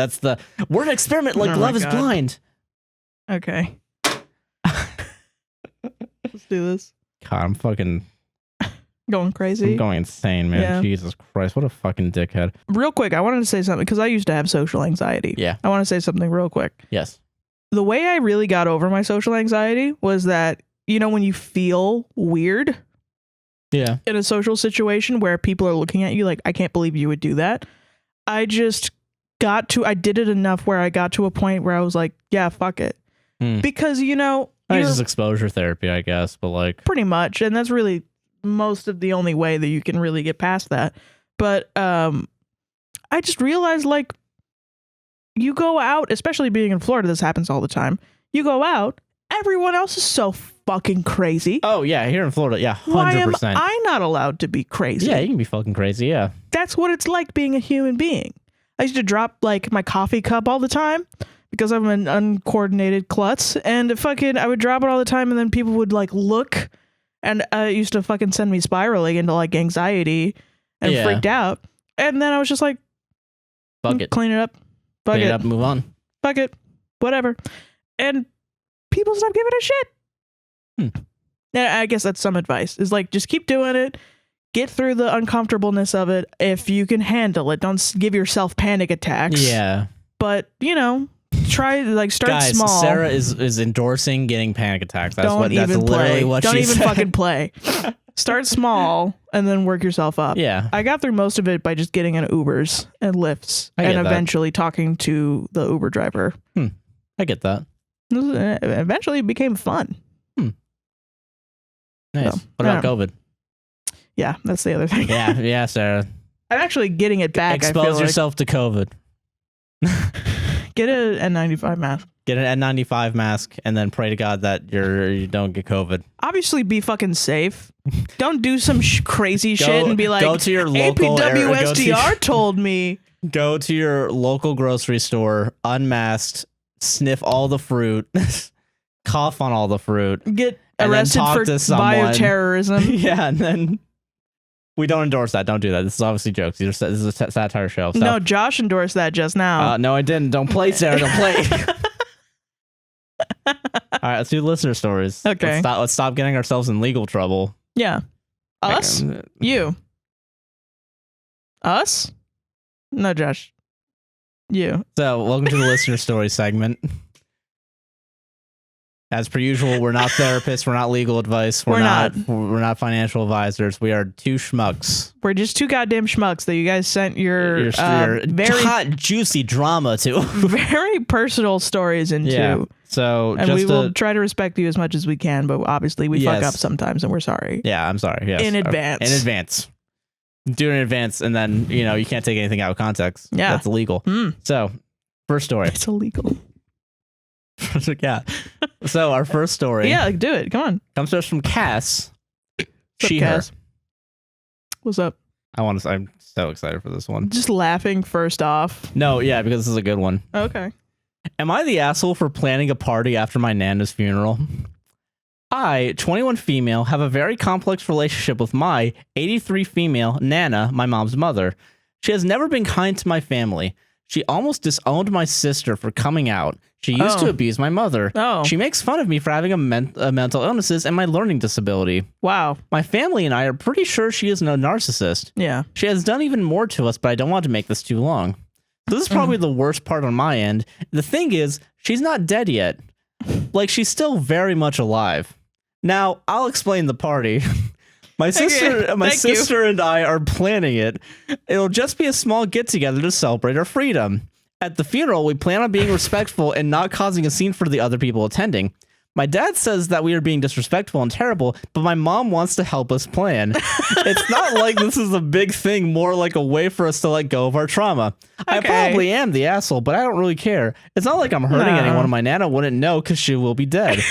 An outsider's view would be really interesting, though, so thank you for any comments in advance. I don't think you're the asshole. I don't think you're the asshole at all. I think you got some fucking balls. Well, okay. I mean, listen, I think there's going to be people that judge you, but I totally get it. Fuck them. They don't know what it's like to deal with a narcissist your whole life. Holy shit. God damn. I get the idea of celebrating your freedom. I do get that, I think that's hilarious. That's funny. The mom was like, I'm helping you play. Mom's like, yeah, this fucking bitch is dying. Fucking. Fuck.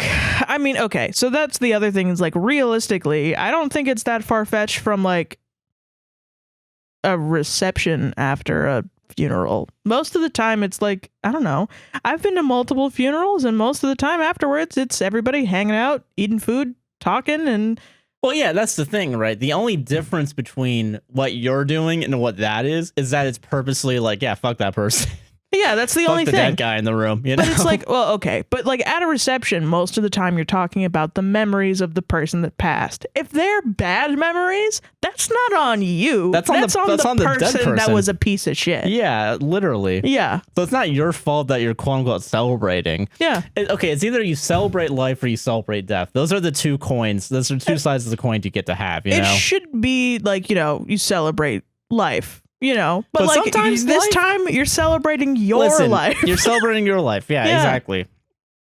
Listen, I don't think you're an asshole. You're not your mom's in on it. Your mom's like, yeah, no, fucking, I know. Your dad's just being a moral high horse guy. Yeah, your dad's being a real fucking centrist right now. Yeah, it's I do. Yeah, I think there's a lot of fucking community episodes about death, and there's a lot of that respect for the dead is only there because we make it. It's when not to compare your life to TV, but Well, I mean, that's what we do. That's what we do, whatever. But like, you know, like when Pierce's dad dies, Pierce says suck it to his dad. Yeah. And honestly, fuck it. Like, yeah, if your parents are a piece of shit, again, respect is fucking earned. It is. It's not given. You know, you have to, if someone dies, they don't have your respect. Yeah. You can be like whatever, you know. Now, don't get me wrong. It's not. It's if like popular opinion. If like it's like a celebrity death, for example, is like, oh, that was a good person. Being a contrarian probably isn't the best look. But since it's a private fucking narcissist,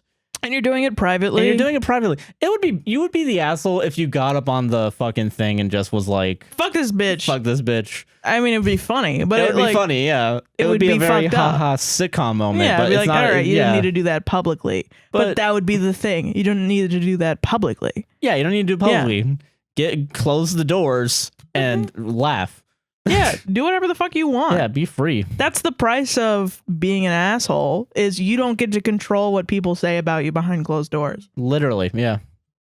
No one can. No one can do that. Yeah, so even the good people, even fucking, I try not to do anything bad my entire life. People are still going to talk shit about you. Yeah, literally. Fuck it. Yeah. So, yeah, no, not the asshole. Doesn't matter. Yeah, just fucking get some punch, grab some chips. And I'm surprised you didn't just cut her off. Yeah, that's the thing. I don't know. I mean, I don't know. I don't have enough details. There is a chance that they might have cut off at some point. And then, eventually you're just planning. You're just, envision, which I totally get. But I've dealt with some like narcissistic people in my life. I don't know if I would celebrate their death because I have a complicated emotion to them. But I mean, I don't know. That's my thing. I think if anybody else who was affected by the people I know that are assholes and they wanted to celebrate the death of somebody, I don't think I would judge them really. Not really, yeah. Again, just don't bring the boombox to the funeral with celebration on. Celebrate good times. Come on. Don't do that. That's the one rule that you have. Yeah. Because there's some other asshole that respects your fucking nana, sadly. Yeah. And, it's bad news that they're still alive, so you have to respect them a little bit. The bad news is bad people treat different people differently. Yeah. There's somebody who's had a wonderful experience with your nana who is going to grieve, and they deserve to grieve. And, but that doesn't invalidate your feelings. No, not even a little bit. You get to grieve the way that you want. Yeah, exactly. Which is having a fucking party.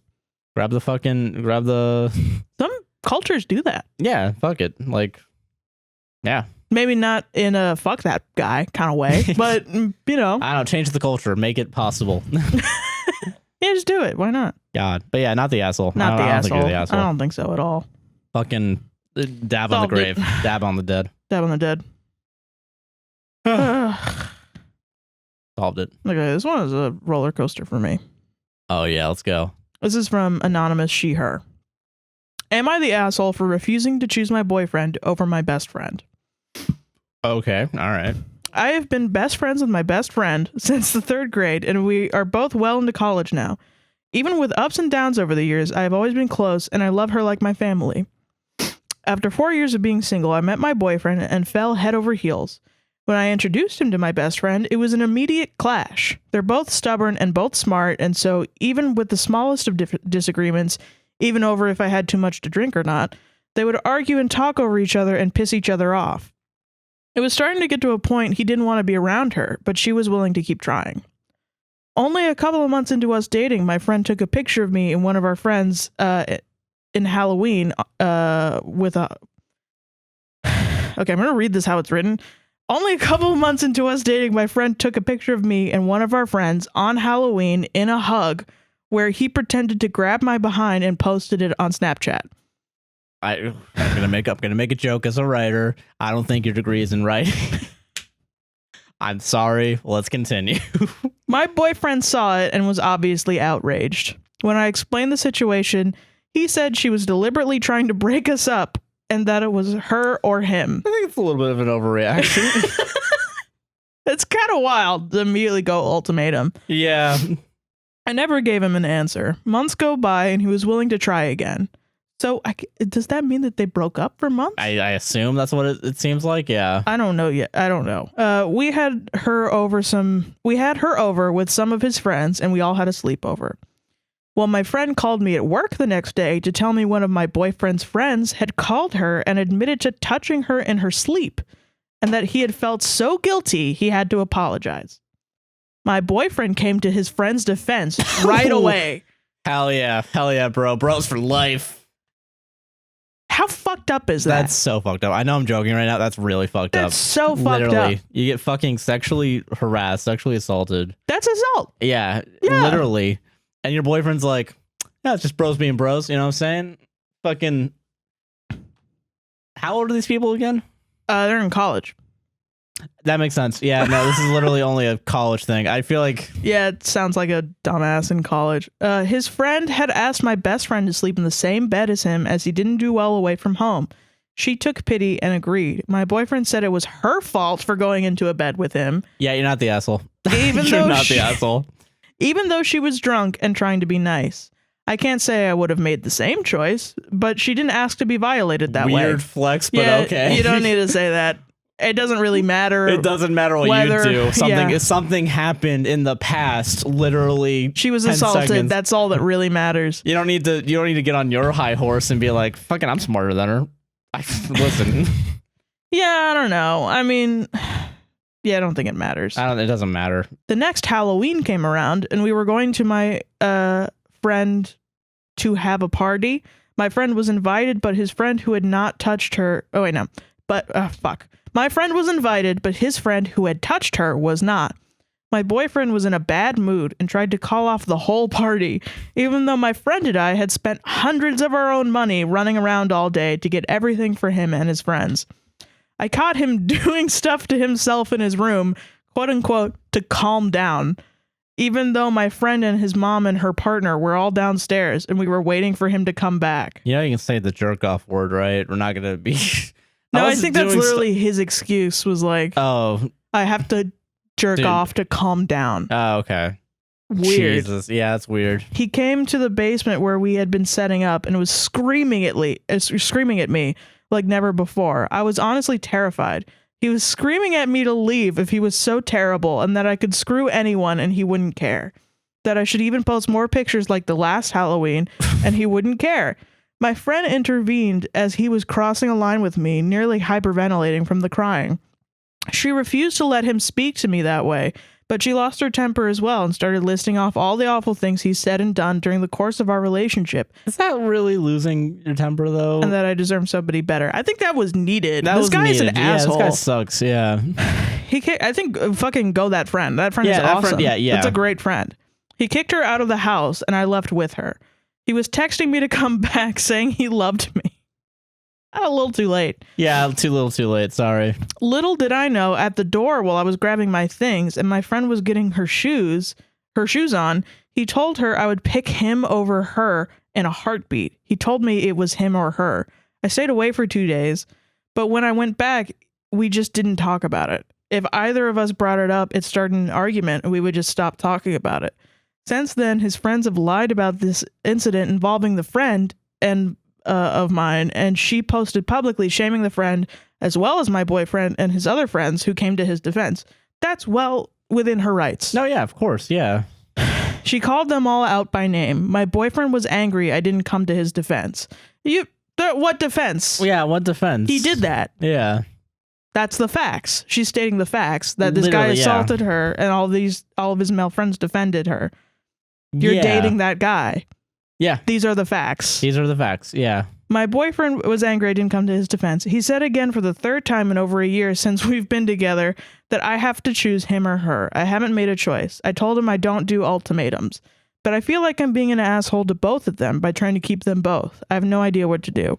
I mean, okay, you're not the asshole. You just gotta I think you're a little bit the asshole for not breaking up with your boyfriend yet. Yeah, you should have broken up with him and stayed broken up for earlier. I mean, I'm not judging you. Calling you an asshole is judging you, but it's like I'm not gonna say it's the like asshole, the smidgen. It's just a smidgen of asshole. Because if I was your friend, you're really lucky that your friend is still hanging out with you. Yeah, because I think your friend is getting the short end of the stick because your friend, like your mutual friend, got assaulted by one your of boyfriend's friends. And then your boyfriend's friends are still fucking... Still broing out, and your boyfriend is defending his assaulter ass friend. Yeah, I think like that's usually the line where, I mean, if there's a line. But then also I understand the manipulation that can happen in a relationship That's like true, this. yeah. Where So you it's can like, feel like he can't be that bad of a guy because of whatever. Yeah, he does feel like a manipulative fucking piece of shit, you know? Absolutely. And so, like, you can't be blamed too much on that. But, like, I mean, there was a chance where you could have separated... what is it? That first time that you guys, I think, broke up. I don't know if it was actually said, but it seemed like a few months. It you guys wasn't were really broken. said yet, but it seems like it. Yeah. But like but I mean, you're not the asshole completely. I don't know. Like fucking, it's just like you should have. You're in college, you're young. You're gonna make fucking mistakes. It's fine. We all make mistakes. But what your boyfriend is doing is not just a mistake. It's also like that's the thing. Severe. It's severe. Like you're a shitty person. Let's go through the multiple ways this could go down. You choose your boyfriend. You can continue to choose somebody who thinks that boundaries are up for grabs if there's implied consent. You can continue to do that and go along with the risks that takes with a guy that is a fucking asshole and is trying to isolate you from your friends. There's that. That's thing. Door number one. That's door number one. Door number two is you choose your friend. You say, go fuck yourself to your fucking boyfriend. You support her. Yeah. And then you apologize to her for continuing to date your boyfriend after he defended her abuser. Yeah. Yeah. And then hope that she accepts your apology. Yeah. No, literally. That, I think, is something that should happen. No, yeah, of course. Someone needs to fucking apologize. Like, Jesus. Now, I mean, I think she's well within her rights to not accept your apology, but I also think she's well within her rights to accept your apology. Yeah, you know. And I think that's something that could very easily happen, and I don't really see... I mean, I don't know. I don't know that person, and that's totally up to her, but, like, it seems to me that it's something that could, I don't know. Actually, I don't fucking know. Yeah, I don't know. You just need to apologize to her. Yeah, you need to apologize to her. And then she needs an apology. She's a dope ass friend, and I'm totally on her side. I can't even think about it from a different perspective. No, literally, I agree. Yeah, fucking, like, I don't fucking. Hey, your boyfriend's a fucking dick. He's a fucking asshole. He's a piece of shit. Yeah. He's defending an abuser. Listen. All I'm saying is, once that happens, you have to make a really tough decision. You do. And it's hard. Listen, and there's But it really shouldn't be, but it is because of the way that society views, it's difficult to go through that, but it's also like, it really shouldn't be. It shouldn't be difficult. Listen, at some point when your partner starts doing shitty things and allowing for shitty things to be like disregarded. Yeah. And, at some point, you have to bring up the ultimatum of stop being shitty or I'm leaving. Yeah. I'm fucking out. Yeah. And that should have happened then. Yeah, I think so. That's the thing. I think once I'm going to put it on the same, like, if someone starts saying some weird conspiracies or someone starts defending fucking, like, like if QAnon, like that. But then also, like, if your boyfriend started defending like Harvey Weinstein or something, yeah, that would also at some be point like, you'd be like, hey, he's a producer, hey, gabagool. That's when you're like, I mean, listen, coming in a bunch of cafe pots isn't really the good idea, right? Like, reducing all of Harvey Weinstein's crimes to cafe pots, but fucking he revealed what he thinks about women. Yeah, no, like literally that because that screams to me like, oh, women are just objects you can grab. Yeah. Fucking, yeah. And, if they give up consent by getting into a bed with you, you're allowed to just molest them. Yeah, it's pretty fucked up. You're allowed to just rape them. I would not want to be in a bed with that person. No, I would not want to be anywhere near that person. I would want to be in another city from that person. Yeah. Jesus. At some point, you do have a little bit of responsibility to continue dating that person.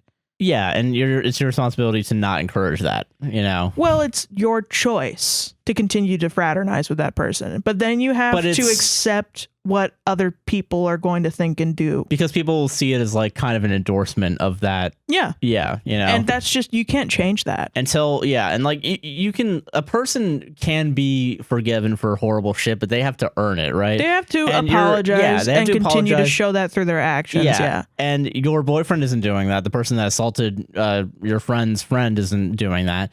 So they don't deserve fucking shit. No. You know? No.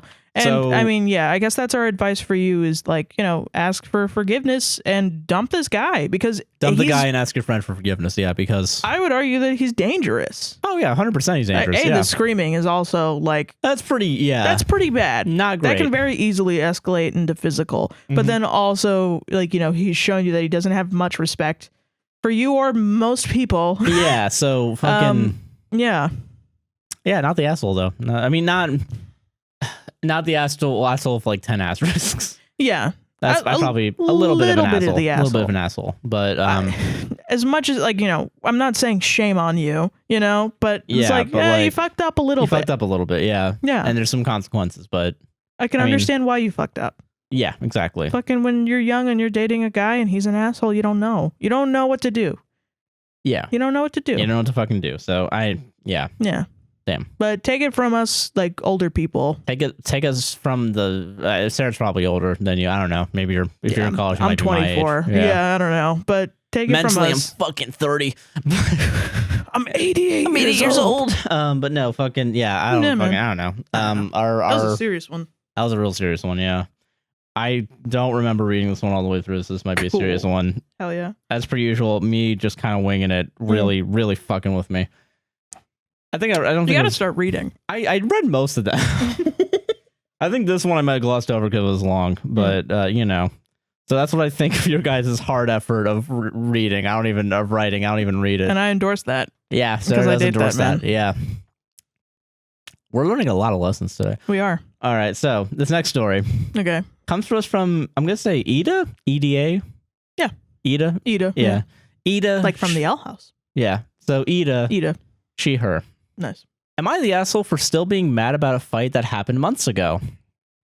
I, 27 female, had a fight with my 30 male partner a couple of months ago, and I'm still not over it. For context, we have been together for a few years, but don't live together as of yet. Back in October of 2021, my mom surprised me with tickets for a public event we've been waiting to go to for years now. Everyone wore masks at the event, including us included, and stayed far apart from one another still. Oh, sweet.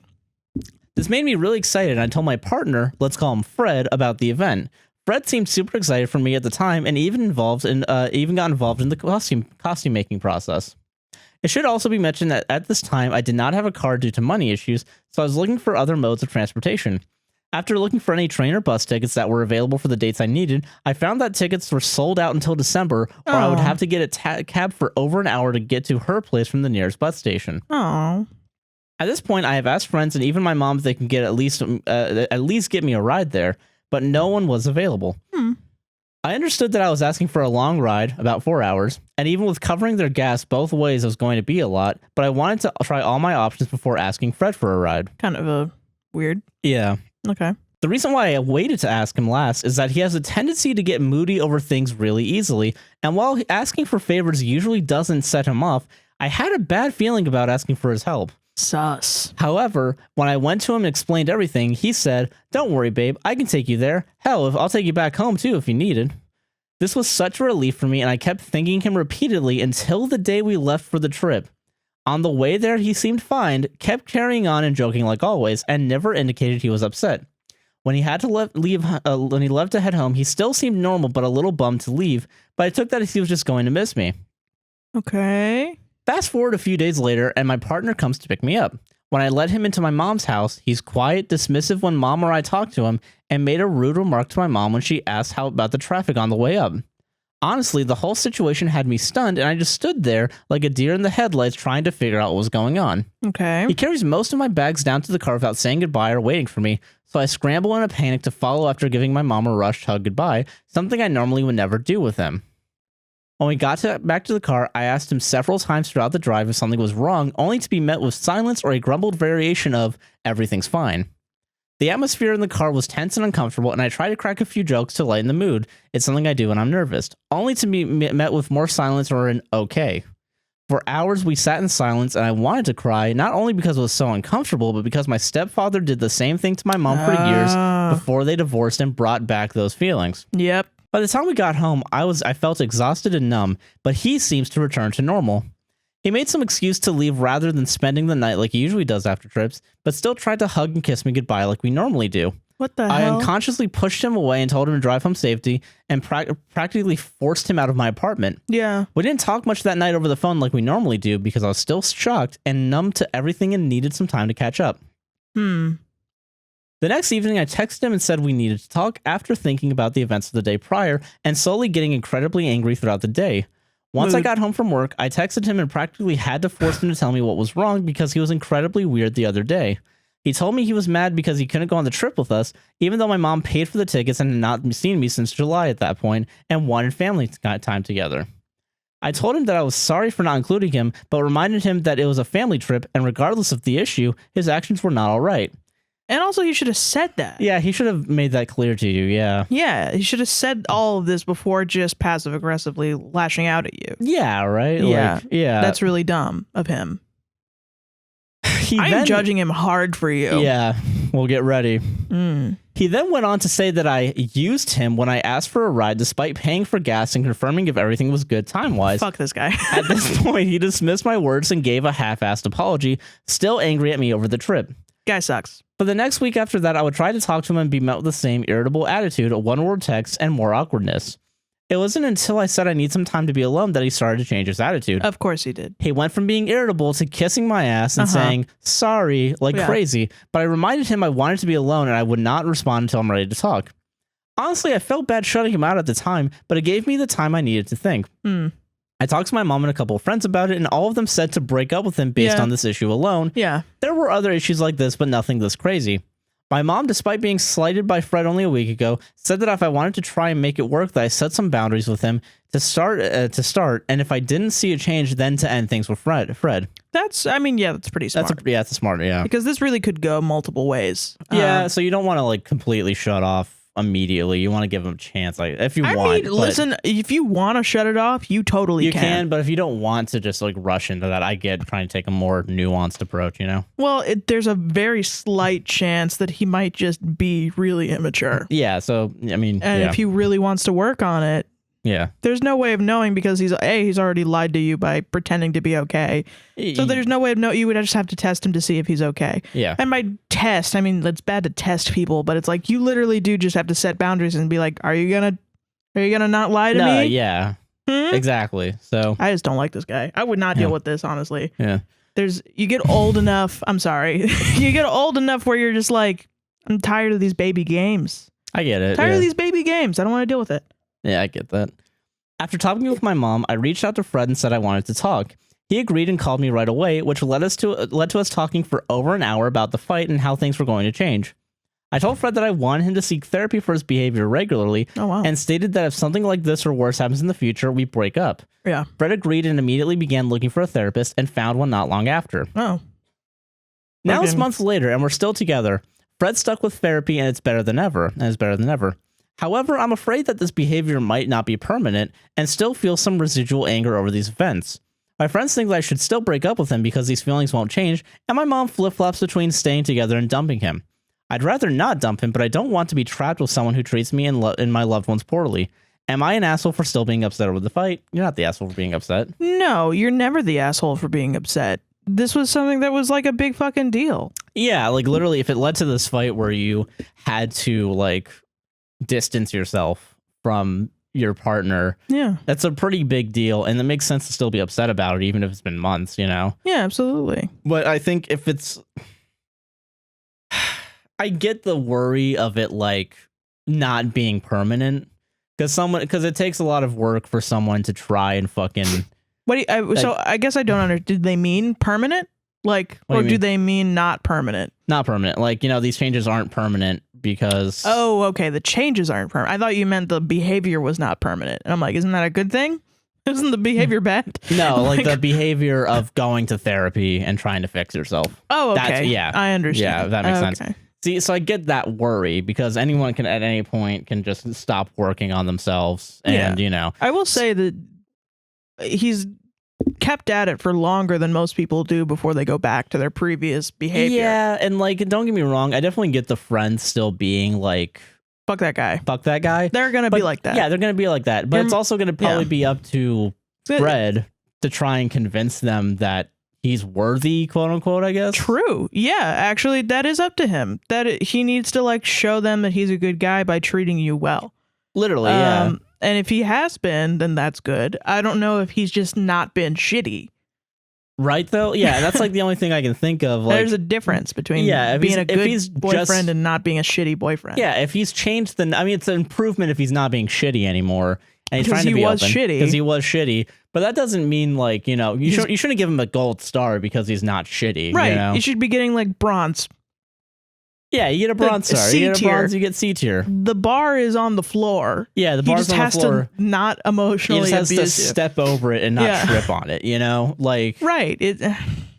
Honestly, there are some... He's really, really fucking lucky that you didn't dump him. Yeah, no, I agree. Yeah, and you're definitely... There are a lot of people that I think would dump him for that. Yeah.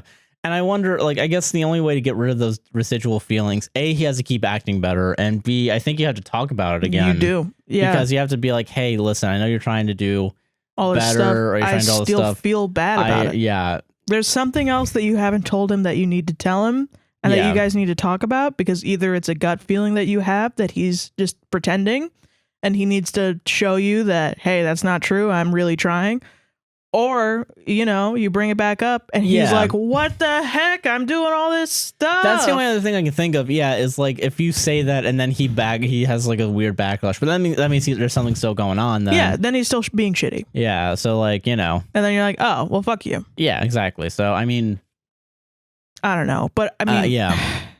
Bro, this hit me home. This hit home for me because I used to be a person. I still am a person who doesn't have a car, but I used to not even have a license. So true, yeah. Fucking like for like a couple, I think I got my license at 22. Like really late. You got it right before COVID, I think. Yeah. And fucking everybody I knew made me feel like it was the most selfish thing in the world. And I was always like trying to make sure like, hey, is it okay? Is it okay?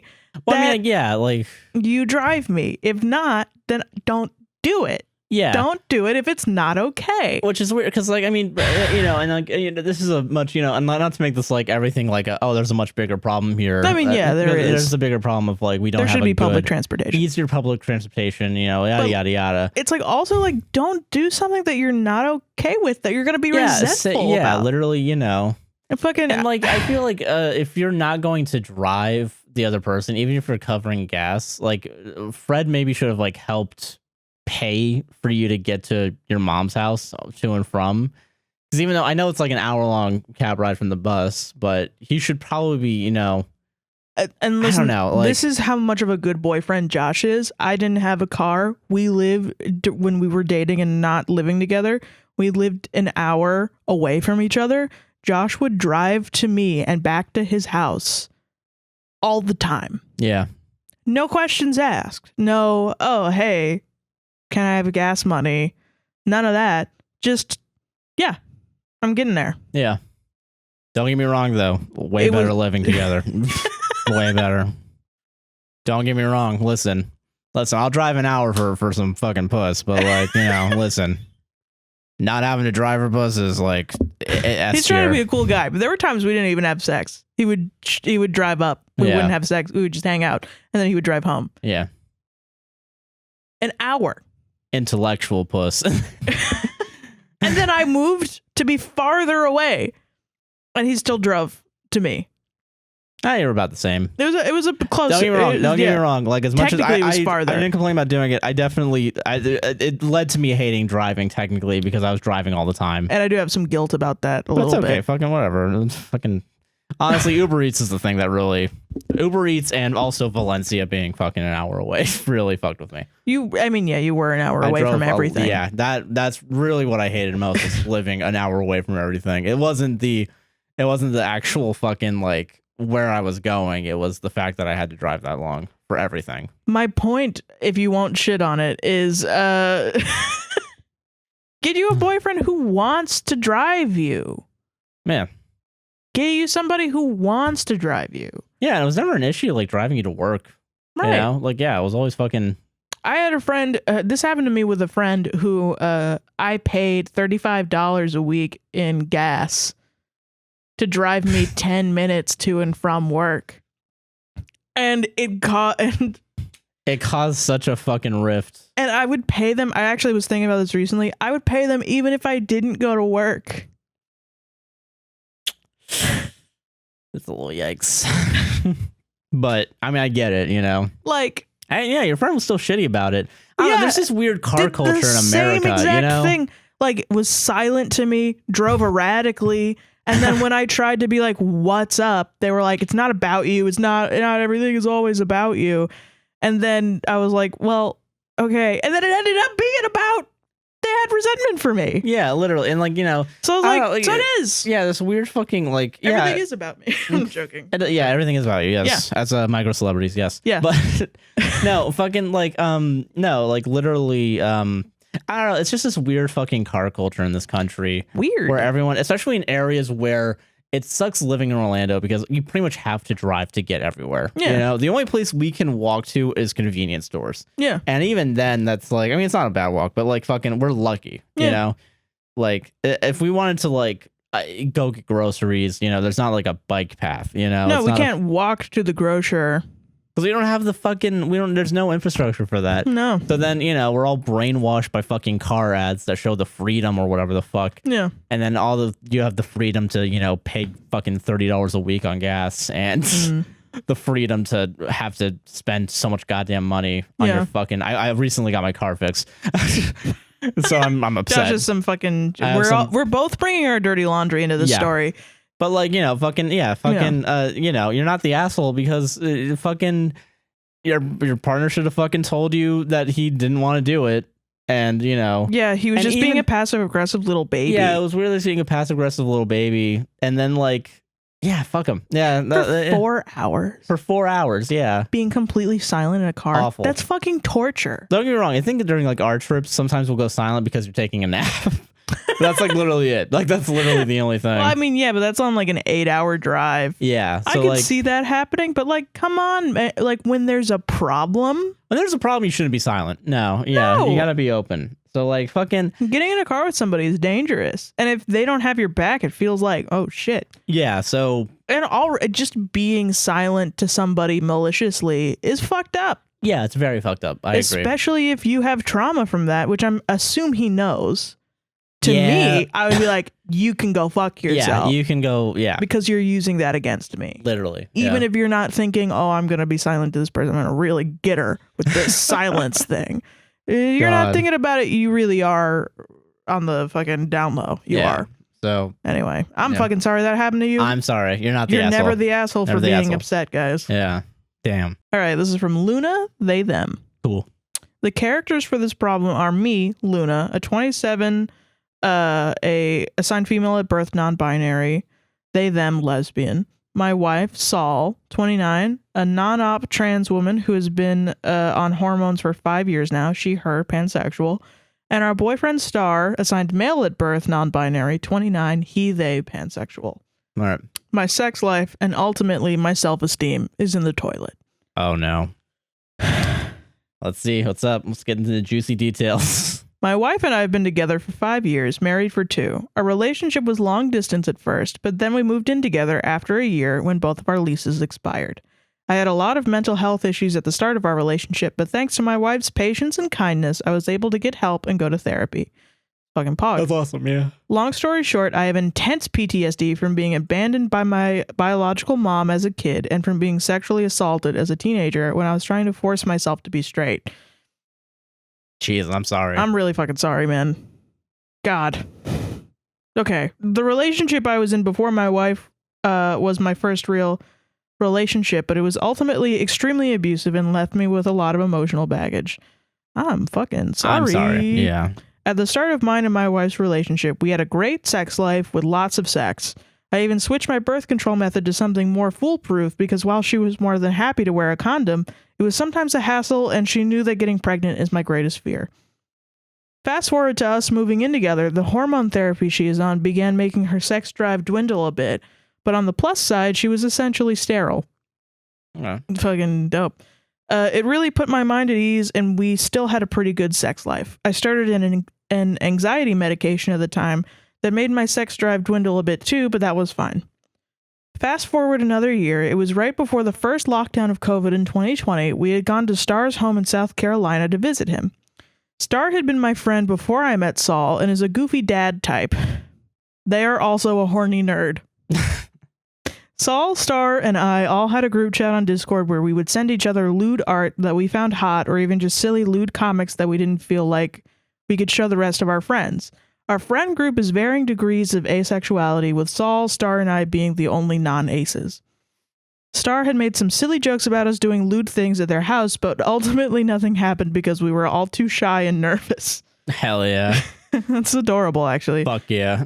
Saul and I went back home to Indiana, and the following day we had sex. It would be the last time we would have sex in 2020. Okay, well. Yeah. 2021 comes along. Let's go. I discussed with Saul on several occasions on how I would like to have sex, and even just every now and again, Saul says she wants to, but doesn't feel like she's pretty enough because she put on weight during quarantine. What a fucking mood. I reassure her that she is the prettiest girl in the world. I tried everything to try and put her in the mood, buying and wearing cute lingerie for her, making her favorite meats, massages, etc. I've even tried to suggest for her and I to start doing something active together to help her lose the weight so that she can feel sexy again, because I honestly gained a bit of weight from quarantine as well. But she shakes off all my ideas. I'm disabled, so I can't do a whole lot of things without being in physical pain. So everything I suggested would be within my limits. Okay, I get that. Yeah, I get that too. I don't remember how it happened, but during a conversation I mentioned that I would only be okay with a poly relationship if it was with Star and Saul because I wouldn't trust anyone else.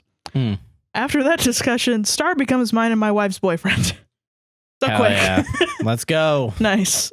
Shortly after is my wife's birthday, and Star comes up to our state and stays a week since my wife took time off of work.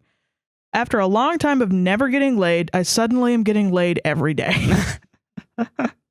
When Star leaves me a bit dazed because I'm a lesbian attracted to femininity, Saul and I are very femme, but Star is pretty masculine and is pretty masculine and is not sterile, so pregnancy fears, but they luckily are more than happy to wear a condom.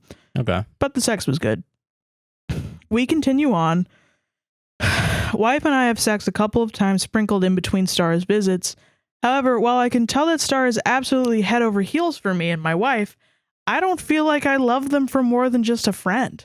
Wow, okay. They're one of my best friends and I don't want to lose our friendship. On the other hand, I feel like if I do anything to break off the polycule, that I will ruin my friendship with Star and that my sex life will become obsolete again.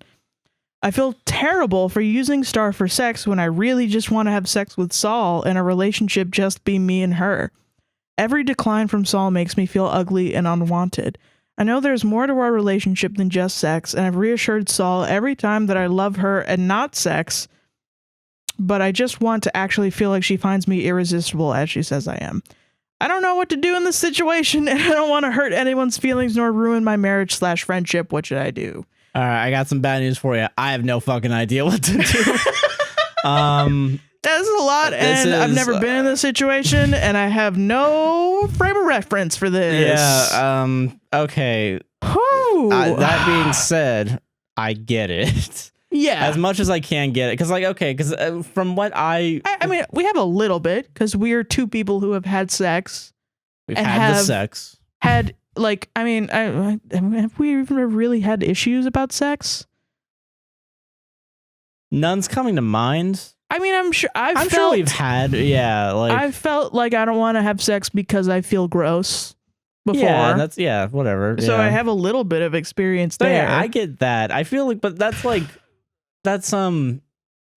don't feel like that leads to months long not having sex. I think it could be. No, I think it could too. I honestly, here's the thing. I think it makes sense. I think if you add hormones Hormones, you got fucking up your sex drive, body dysmorphia from being trans.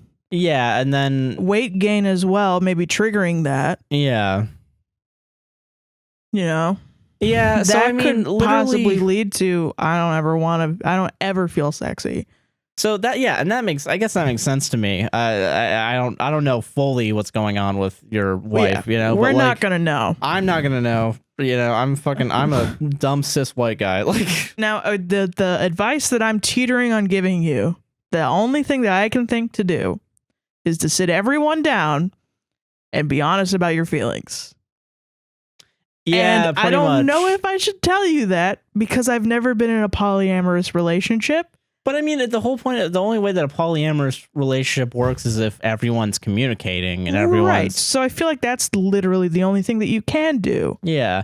And I will say, I think I would also be a little weirded out if the only way that I really could have sex with your wife is if a third person was there. Yeah, because then it does feel like your wife only wants... Your wife just might be polyamorous. Yeah, and I mean... And you might not be. Or you might be polyamorous, but just not with this person. Yeah, and because you're not physically attracted to them. Yeah, like, so I don't fucking know. Like, I don't fucking know either. I mean, I gotta be real with you, man. It was very difficult. Yeah. Yeah, like, I don't fucking... But bring a fifth person.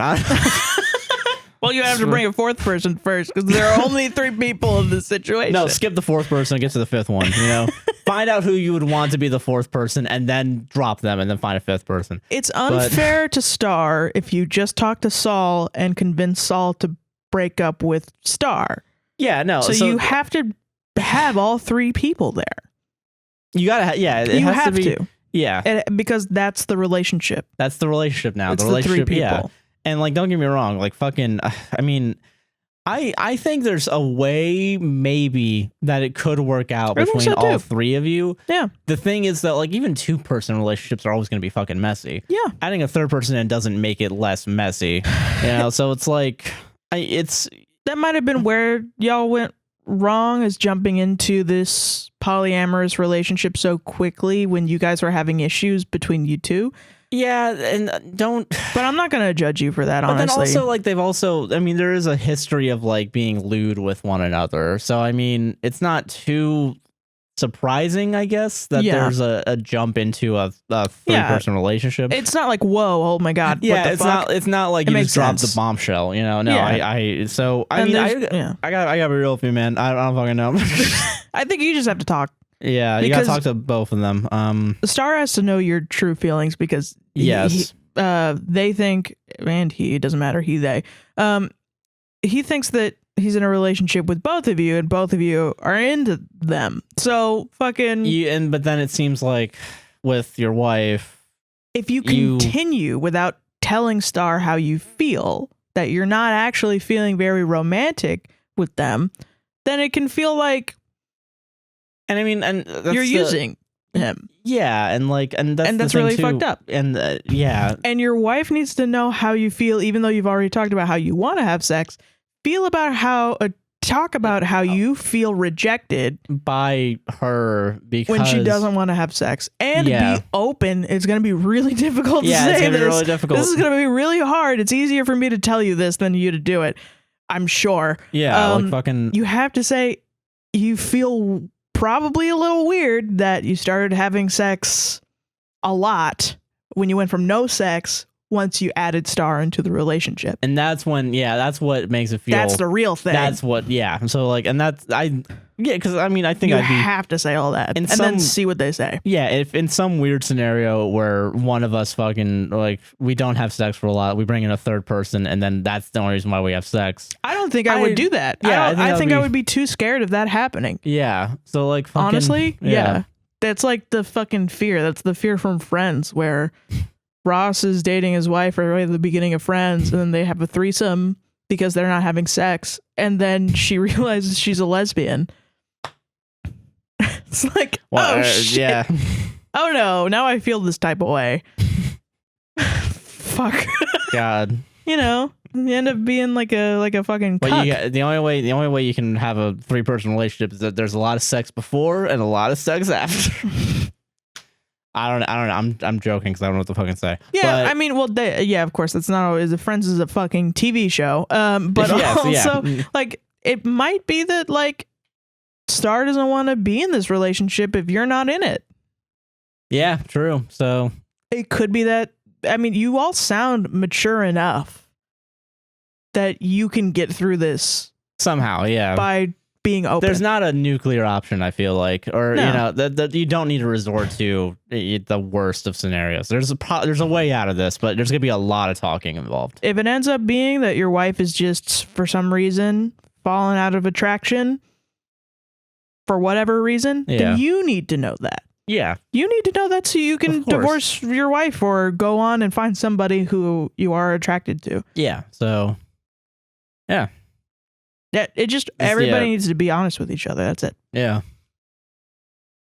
But also take that shit with a grain of salt because I don't fucking know. I don't know. But you know what I do know is that we have ads coming up. Oh shit, baby. Well, it's the ad break. Hey, are you enjoying this podcast and you want to help out in a non-financial way? Are you and do you? Yeah, fucking. Hey, you can fucking you can like us, like the video on YouTube, subscribe on YouTube, hit like that the video, bitch. Bill on the bill. Hit the bell. It's 1:30 in the morning, guys. All right, give me a little bit of credit. Hit that goddamn bell. It's 1:30 in the morning. 1:30 in the morning. All right, this episode goes out in 2 fucking days. For patrons in 1 day. Yeah, all right. So fucking we work hard. Working fucking get notified. But yeah, fucking and rate us 5 stars on Spotify and Apple and follow us wherever you follow the podcast. Yeah. You want to help us financially though? Do you? Do you want to help? Do you have money in your pocket that you just want to spend? More than just 1 3-hour podcast every week. We can make 2 podcasts, one of them 3 hour and one of them maybe an hour.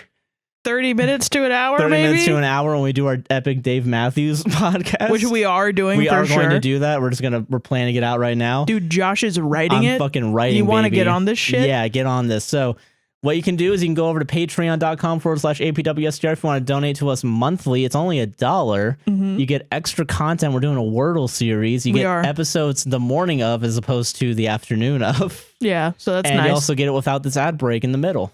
And also no ads on YouTube. Truth. Yeah. If you love the ads on YouTube, but you still want to help us financially, we've got to buy me a coffee at buymeacoffee.com/APWSTR. Fucking, you guys give us some money. $3. You can write something and then we'll say whatever it is that you say, as long as it's not racist, transphobic, homophobic, all the bad things. Pretty much, yeah. And we got 2 today. Yeah. So this comes to us from Samantha. You guys make my week. Saw you first over on TikTok and jumped over immediately over to follow over on YouTube. Now I've been binge listening for the last few months and I'm so happy to see the growing number of subscribers on the channel. I wish I could give more, but I hope this donation helps you reach more listeners like me and beyond. Thank you very much. Thank you so much. We appreciate it. This comes to us from Sarah. Oh my gosh. Hey guys, I'd like to take this opportunity to make you guys say something wacky on the pod. Okay. But I just want to say you guys are great and I appreciate what you're doing here. Keep up the great work. Thank you all very much. Thank you so much. How's Sarah spelled? No H. Oh. Yeah, you like a Sarah without an H, yeah. God damn it. Gotcha, bitch. Listen, all the other ones are terrible, but you're good. Okay. All right, you're good because you like our podcast. If you're a Sarah without an H, you gotta give Sarah tribute at buymeacoffee.com/APWSTR for being the but if you want to support the podcast, optimal Sarah. Yeah, if you want to support the podcast, it's only $3 minimum, and then we'll read whatever you say and it'll be helpful. Yeah, and it helps us out. It's both tax season and I need to save up for a hard drive, so anything helps. Legit, yeah. It's the worst fucking time of the year right now. And we have so many goddamn trips coming up. Yeah, shit's getting fucking bad. Shit's wild. Yeah, so any little bit helps. But we appreciate it. But if you don't want any of those options, but you want a physical good? Do you want a shirt? You want a shirt? You want a fucking coffee mug? You want a pop socket? Go to our merch link in the bio and the pinned comment on YouTube because fucking that's where you can get merch. Yeah. But yeah, that's all ways you can help us financially. Yeah. Help me not get fucked over by the IRS. And Sarah too, I guess. I guess I will. I don't know. Back to the show. Bye. We're back. We're back, baby. Let's ram through these. Let's do some quick solving on the fly. Quick solving. And by quick solving, I mean this is another long one. Oh fuck! I think I have 2 short ones coming up, and then a long one. Yeah, I have 1 long one and then 2 relatively short ones. So honestly, it's not too big of a deal. Okay. Well, plus we're getting that watch time. You know what I'm saying? Yeah, just let all of our listeners know that we just do the secret of podcasts. Yeah, making money. So next story has a trigger warning. Oh. Depression, ED, and hate speech. I don't know where the hate speech is. Maybe I'll read it. I don't know. I might have glossed over it. I don't fucking know. Maybe I'll say a slur. Maybe I'll say a slur on accident. I apologize in advance. Feeling a little wacky, a little goofy. But this comes from Charlie, he, him. Okay. Am I the asshole for making my ex-friend miserable? I, male 19, have been in an online group of very close people for about 5 years now. I've been in this group since the start, and let's just say we are our own family. Oh. One day, my friend suggested putting one of her friends into the group. We hop on a call and introduce each other. Let's call her Abby, female 24. Okay. It started out very well. We all had lots of fun together for a few weeks until all of a sudden, Abby began to act not like before. She would throw mean things towards others of the group and brush it off as a joke, but the second anyone said something back, she would put herself in a victim position. Oh my God. She ignored boundaries and got really offended if called out and was just mean. My best friend, her and I, one day were playing together when all of a sudden she brings up eating disorders. I have had a past with EDs and asked her to not say anything about it because it was a very sensitive subject for me. Yeah. She was quiet for a few seconds before saying, "Oh, but you're my friends, right?" What? My friend noticed how visibly uncomfortable I was when she said that and changed the subject. What? It worked for a while before she brought up the topic again, even though I've explicitly said not to. I've had lots of anxiety issues and I didn't want to talk to her about it again, so soon after that I told my friend I needed to leave and then left the call. Yeah. Abby also had the horrible habit of making every single problem public and would discuss it in the group chat or share it with everyone else. Oh my God, she sounds annoying as fuck. A week later she was acting up again, but worse. At that time, I was very emotional due to me being on testosterone for almost 9 months and was very open about it too. Yeah. I get very sad or angry for tiny reasons, so I've used to vent pretty loudly about my problems, but I never attacked or yelled at others. I've always kept my anger towards the things that actually made me angry and never against people. I get that. One of those times, she was there and quickly after that left. She began ranting about me in the general group chat where I was in, calling me disrespectful and a horrible being for yelling at my friends. She told me I was abusing her and that she didn't even want me in the group anymore. She had been in the group for a month. I am one of the creators. Yeah. Abby even went this far. Yeah. Abby even went this far to say that she spoke for the group, that the rest also said I've been a monster of a friend and that they wanted me gone but were too scared of me to say it. That hurt me a lot. I tried talking to her in private and called her when all she did was call me terrible. I managed to calm her and even apologized out of bad habit.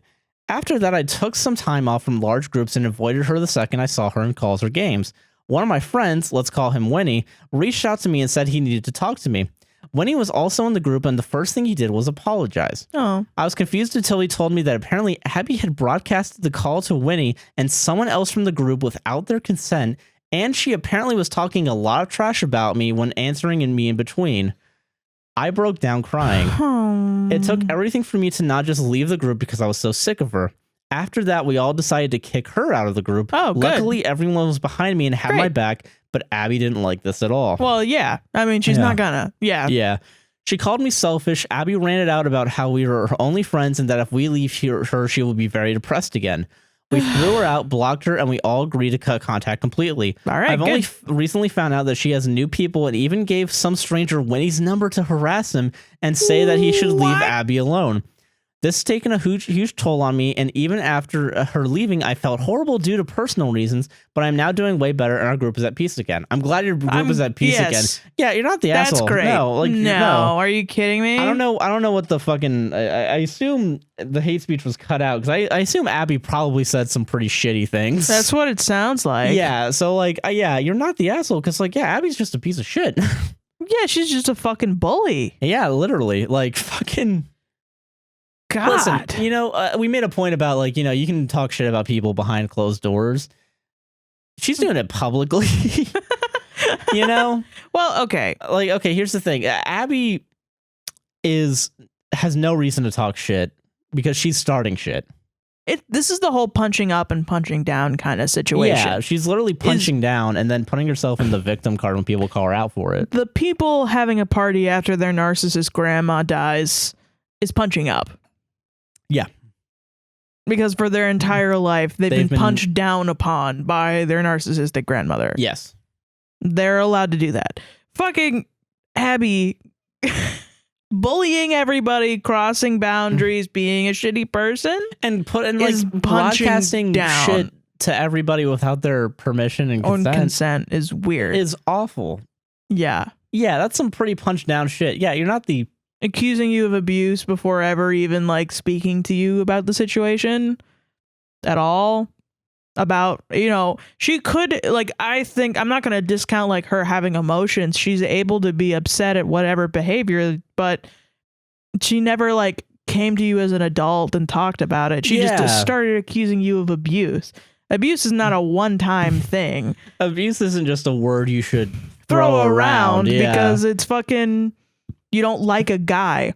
You don't like someone. Literally, yeah, like fucking. It's just wild to me, man. It's just fucking... Yeah, and it's just fucking stupid. It's very stupid. No, that's dumb. Yeah. Yeah, no. You should not feel bad about shouldn't feel bad at all. Them being... And I've also been in a situation where... I've been in too many situations. I've been in a situation where one person tried to do the fucking...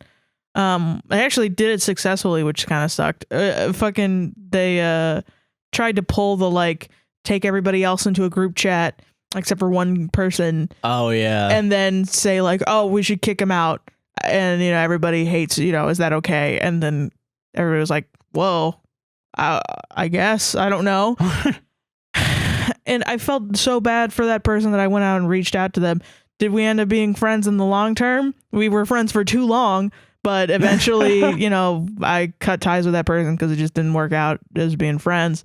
But I still think that initial reaction of we have to kick out this person because one person decided that they didn't like them. Yeah. And took control of the group. Yeah. I mean, like, you know, I think that's still bullying. Oh yeah, for sure. I feel like, you know, it's like what, even if the guy wasn't the best. The only time you do like that secret group thing is like when multiple people have had issues with one person. So then they make a group chat and they talk and like, hey, we might need to. Right. Yeah. One instance or one person trying to manipulate an entire group into isolating a person because they just don't like that person. That's fucked up. It's fucked up. That's completely fucked up. You did not do that. Yeah, no, you didn't do that. Yeah. I want to be clear. It's very clear. Yeah. Like this is the situation is very obvious. A shitty person came into the group, tried to take over the group. They even tried to harass your group after she left. Giving the number away to someone. Like, that's fucked up. Fuck? That's really fucked up. Straight doxing, putting the IP address up, you know? Yeah. Fucked up, man. No, yeah, you're not the asshole. No, you're not the asshole. Yeah, you're not the asshole. Don't even worry about it. Do not worry about it. I know it's easy to say don't worry about it. Yeah. Block any contact from that person because they are, they're fucking they're wild. Deranged. Yeah, so. Their range? It's gone. The range is not here. Deranged. That's what that word means, yeah. Yeah, that's what it means. Someone's been watching Countdown. Is that a 9-letter word? Close. That's a lot of points, though. A lot of points. 8 points. Yeah. Okay. Correct me in the comments down below. I don't know how many letters on the word deranged. Deranged. Okay. You're looking it up. Yeah. That'd be fun if you're just That'd be looking. Really, I'm not even looking for the story. Okay. This is from Anonymous She, Her. I'm scared to lose my best friend of 13 years. I'm 24 years old and my best friend is 22. We met in 2009 after my dad passed away. They were all I had for the longest time, and I grew very protective of them. When we were around 13 to 15 years old, they met a family friend, quote unquote, that eventually groomed her off and on for many years. Okay. At the time, he was 27 years old. Okay. All right. We didn't think much about it because we both were used to this attention online from older men. Sad but true. I'm sorry. Yeah, that's... But as I got older, I saw how awful it truly was. My best friend would tell me all the things they would do, like sending photos, and even got to the point when they would talk about having a future together. I never confessed to her how the relationship made me feel uncomfortable because once Another friend of hers told them how they felt about it, and she stopped talking to her for calling their new boyfriend a pedophile/groomer. They both now live together and even own a home. With my past sexual assault trauma and issues, their relationship makes me feel unsafe and uncomfortable, but I don't want to lose my best friend. They've been there for me for many years, and I love them a lot. I'm very torn. What should I do? This is a difficult one. Yeah, Because you don't want to isolate her also. Yeah, because she's in a pretty... She doesn't know it. Yeah, she doesn't know it, yeah. But yeah, she's in a relationship with a shitty groomer abuser. Literally. But you also can't shake a person like that out of a relationship. She's in love with this man. Yeah, so like... They're moved in together. Yeah, that's pretty, like, I mean, not permanent, but like pretty serious, you know? Like it's not like... Fuck, man. Because I don't think, you shouldn't cut her off, right? Like, listen, I think you just have to realize that, like, you have to put yourself first. You can't traumatize yourself by being around this type of grooming relationship. Yeah, so, like... So you have to tell her, like, hey, I can't be around your relationship because it is grooming. Yeah. And I don't, that affects me in a way that my trauma is, and take it, that's the facts. And if she decides to cut you off for that, don't block her. No, yeah, don't block her. Tell her, listen, communication is always open from my end. You're still my best friend. But I want to continue to be your best friend. But I just can't be around your relationship. Yeah. I'm sorry. Don't even say I'm sorry. Actually, don't apologize for it. Yeah, no, it's not. You shouldn't apologize for how you're being affected by them, Yeah. Yeah. Just say, like, I love you, but I'm going to love you from afar. And I just can't be near this relationship. Yeah. Because it's difficult, but you really can't give her an ultimatum because she's deep in. Deep in. And if you do that, she's going to, like, cut you off. Yeah. So, yeah. And that's the last thing you want, because if she's cut off, she's fucked, Right. So just say, like, if there's anything that you need, I'm open. Yeah. I'm open. You have my number. But I can't be around for the time being. Because of my trauma. Yeah. And then see if she reacts. Hopefully she's like, actually, yeah, the relationship sucks, or, Yeah, that's what you can hope for. Like the sunset, dreamy I doubt that he's the best person ever. He tried to fuck a 15-year-old. Literally. Yeah. So, rape a 15-year-old. Sorry. Yeah. Yeah. Like literally tried to take advantage of and rape a 15-year-old. Yeah. No. Fucking. He's most likely the worst guy ever. Yeah. I don't. So. Damn. Yeah. I'm sorry. I'm so sorry, man. I'm sorry. But you might have to come to terms with you're not really gonna talk to her that much anymore. Yeah, so fuck. Jesus, man. I know. I'm sorry. I'm sorry. Yeah, no, I agree 100% with what you said. I have nothing else to add, because shit. As fucking complicated as it is, I guess the solution is pretty simple right now, because there's not much to do. Yeah. So Jesus. Solved it. Fucking Solved it. Epic. Yeah. I'm sorry, guys. This is a comedy podcast. Jesus. Fuck. All right, fucking let's go. Go, baby. Next story comes to us from Anonymous. Mm-hmm. She, her. Yeah. Should I be mad? I, 26 female, have a best friend, 25 male. It was my birthday back in the fall. I had finally decided what to do, which was have a small get-together. Oh. I ran it by my friend if I could have it at his place since I'm only renting a room. Huh. I bought all the food we needed and was planning on buying booze too, but my friend said don't worry about it if he had enough. Don't worry about it, he had enough. The day before, he picked me up to go to his place so we could start getting ready. I realized I had totally forgotten about decorations. I asked if we should stop somewhere and maybe get balloons or something. He proceeded to tell me that I was turning 26 and I didn't need such childish things.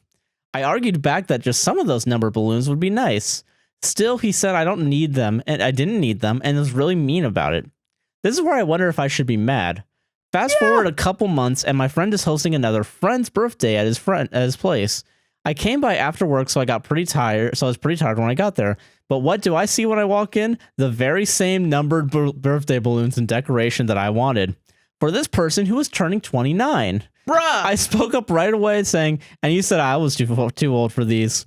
He got mad and I ended up being upset in the bathroom most of the night. I know it's pretty stupid. It's just decorations, but what's not and whatnot. But it really hurt me. No, there's a double standard here. I would be so mad. I'd be pretty fucking mad. Listen, I'd be so mad over these goddamn balloons, and I wouldn't even feel bad about it. No, yeah, fucking literally, bruh. You fucking I'm gonna I would see that okay. and be like, what the fuck? All right, listener, we're gonna do a little experiment here. All right, here's what we're gonna do. The Love is Blind experiment. I'm going to read back what you told me. All right, listen. Okay, let's go. You have birthday, want balloons. Friend says you're too old. No balloons. Friend has other friends older than you. Gets balloons for friends. You get mad. Other friend unrightfully gets mad.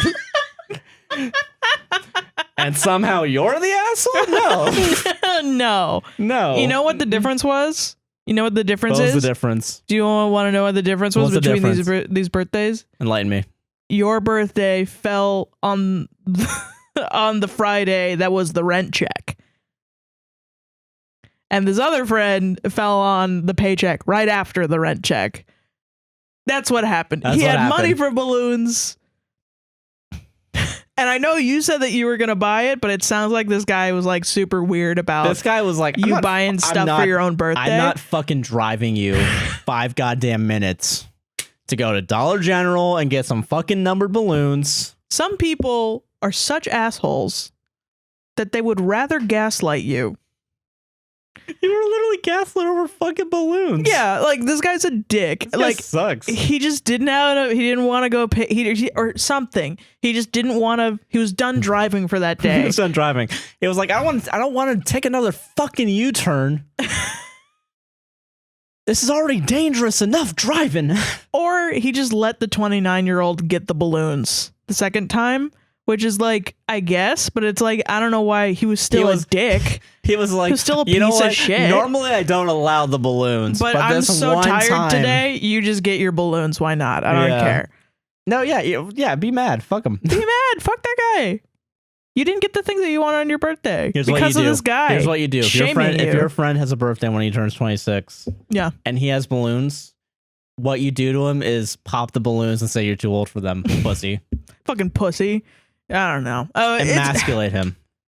I want to say something. It's so fucking lame to shame anyone for anything. Kind of, yeah, you know. It's so goddamn over lame. this little, like, fucking, it's just balloons. It's a balloon. You're an adult. You can buy a balloon. Yeah. That's the best part about being an adult is you can go buy a balloon whenever the fuck you want. It's not harming anyone, yeah. It's awesome. Yeah. You can eat ice cream whenever you want. You can go out. You your can little afford kid. the 40-cent sprinkles, you know? Like, yeah. Come on. Fucking go do it. Nobody is allowed to tell you, oh, you're 26, you're too old. 26 isn't even old, A. B. Not really, no. Fucking, you're never too old for a balloon. Who are you? We literally dead inside? Yeah, literally. We fucking had a birthday party for my dad during COVID at some point, and he had fucking balloons. Like, oh, yeah, he did. Oh my god! Come on, fucking! You're never too old for balloons. That was his 50th birthday, right? Are you too old for birthday cakes? Are you too old for candles? Are you too old for joy? Yeah. No. What? Is his house like a minimalist fucking castle? If you bring balloons in, actually, it really fucks up the feng shui. Actually, so I can't do this. All right. What's the utility of the balloons? There's no nothing, utils. Asshole. I'm an econ major. Then there's no utils to balloons. There's no I'm utils. Sorry. The guy sucks. Honestly. Yeah, honestly, kind of a shitty friend. He's just a dick. Kind of a dick. Yeah. God, fuck that guy. Yeah, fuck that guy. Yeah, you know. Yeah, be mad. Fuck him. Be mad. That guy sucks. Send him this podcast and with the middle finger. Yeah, we don't like him. We don't like him. We don't like you. Send your friend this image right here. Get a middle finger in the shape of a balloon. Yeah. And give it to him on his birthday. Okay. I don't fucking know. Okay, this is from Anonymous They Them. Am I the asshole for not wanting my dad to get a memorial tattoo on my birthday? I don't say tattoos with memorials. All right, let's go. My dad's dad, my grandpa, moved in with us when I was around 5 because he went bankrupt. His timing was actually fantastic because my mom dipped shortly after and my dad had gone back to college full time. Since my dad was in class all day doing student teaching and working night shift as a janitor, Oh, shit. I didn't see him that much for the 2 years it took him to finish his degree. My grandpa primarily took care of me. Fast forward a few years, my dad is a teacher at my middle school. My grandpa has moved one state over because he got a great job. Oh. That's fucking awesome. Yeah. I mean, I'm sorry that your grandpa's working. Feel like you should be able to retire, but I don't know. Well, I mean, it depends, I guess, on the age and true. if he wants to. Yeah. My dad got a call one day saying my grandpa had collapsed on the job site. Understandably, he ran home, packed a few things, and left. He did end up passing away from a brain aneurysm. Oh. It was sudden and none of us expected it. I'm so sorry. I'm very for your loss. sorry, yeah. I ended up having to stay with my mom for over 2 weeks, including my 14th birthday, which was not celebrated. I'm sorry. I'm sorry. And I've also been through something like that where my grandmother who had COPD was coming home from the hospital, and it happened on my 13th birthday, and it really wasn't celebrated. And that really fucks you up. No, yeah. It sucks. Yeah. It's actually like, it's important. Yeah. Instead, I had to mourn by myself without my only support system, which was my dad. My mom was also 9 months pregnant at this point, so she was in no mental state to deal with anything else. That sucks. That's like a shitty situation all around. Fast forward again to this year. It is the 10-year anniversary of his death, and I posed the idea of getting a memorial tattoo. My dad and I now live in different states, so we couldn't get it done together, but both plan to get similar tattoos around the date of his death. My dad is going to be visiting me for my birthday, and I mentioned that there is a tattoo convention on my birthday if he wanted to go. He was down, but recently asked me to find a tattoo artist for him to get his memorial tattoo that day. I said no because we have different tastes, but really I was surprised because I thought he already booked something. Yeah, I get that. Yeah. I really don't want to spend another birthday mourning when the first one was so traumatic. How should I tell him to get it done another time? So this is actually one instance where I'm like, this is just a circumstance thing. Yeah, I mean, I get not wanting to do it on your birthday, and I think you are valid. I don't think you should either. Do what you want on your birthday. Yeah, and I definitely get not wanting to mourn.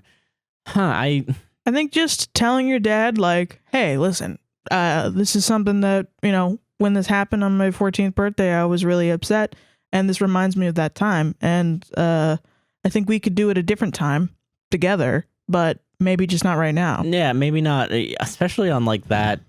My birthday. On the day, yeah. Let's do something else for my birthday where, either we just do something that's fun so we don't have to worry about grief or mourning all the time. Yeah, so I think that's that's a very reasonable request, And I think your dad sounds cool as hell.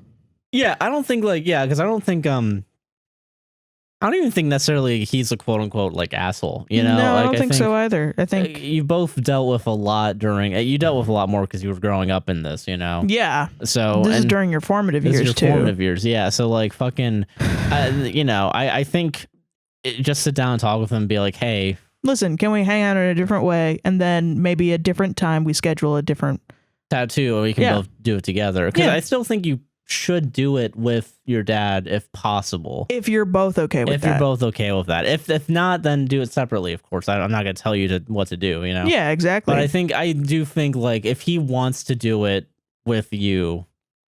And you want to do it with your dad. Then I say yes. Then at figure out point. A different time. Yeah, just not now. Not on your birthday. Yeah. Just go get ice cream or something. Yeah, right? Yeah. Fuck. I feel like he'll understand that. I don't know why. The vibe I get from your dad is good. I don't know. He might be not cool. I mean, I don't know either, but like I'm gonna assume that like he's not like the biggest douchebag. So far, I haven't seen anything from your dad that's like shitty. I think you would have mentioned something. I even think it's a good thing that he didn't just go out and plan it and do it. True. Yeah. I mean, that would be kind of crazy, Yeah. So like I think and only that I think you do mention that he was your only support system. So I think he has been somewhat supportive. Yeah, it just sucks that he wasn't there during a pretty important time. But even though it is understandable because he had to go take care of his dad. Yeah, it had to be there to dying. But it's just a really shitty situation all around. That's like, I agree. Yeah. If you do have resentment towards your dad, that that's valid. No, yeah, of course. That is honestly valid. Yeah. That happens all the time with death and grief and stuff. fucking people will have these like weird, like, you weren't there for me during this time, blah, blah, blah, because the emotions are so high. And that's fucking valid. Even if they couldn't be there.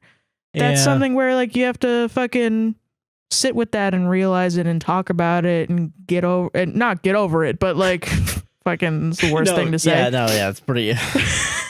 Sarah actually endorses. No, I'm joking. Just getting the fuck out. No, talk about it and just talking about it all the time and going to therapy and just constantly, if possible. Yeah. Fucking, and someday it'll get easier. Exactly. 100% agree. Yeah. God. Solved it. Yeah, it's just really bad circumstance, honestly. Yeah. The good thing is you don't have an asshole dad. Yeah, I mean, that's a good thing. Hopefully he's not like, what the heck? I wanted the tattoo. Where's my goddamn tattoo? Like, you get different tattoos. You get a birthday tattoo. Yeah. Get a tramp stamp for your dad. Give your dad something cool right above his ass. Hell yeah.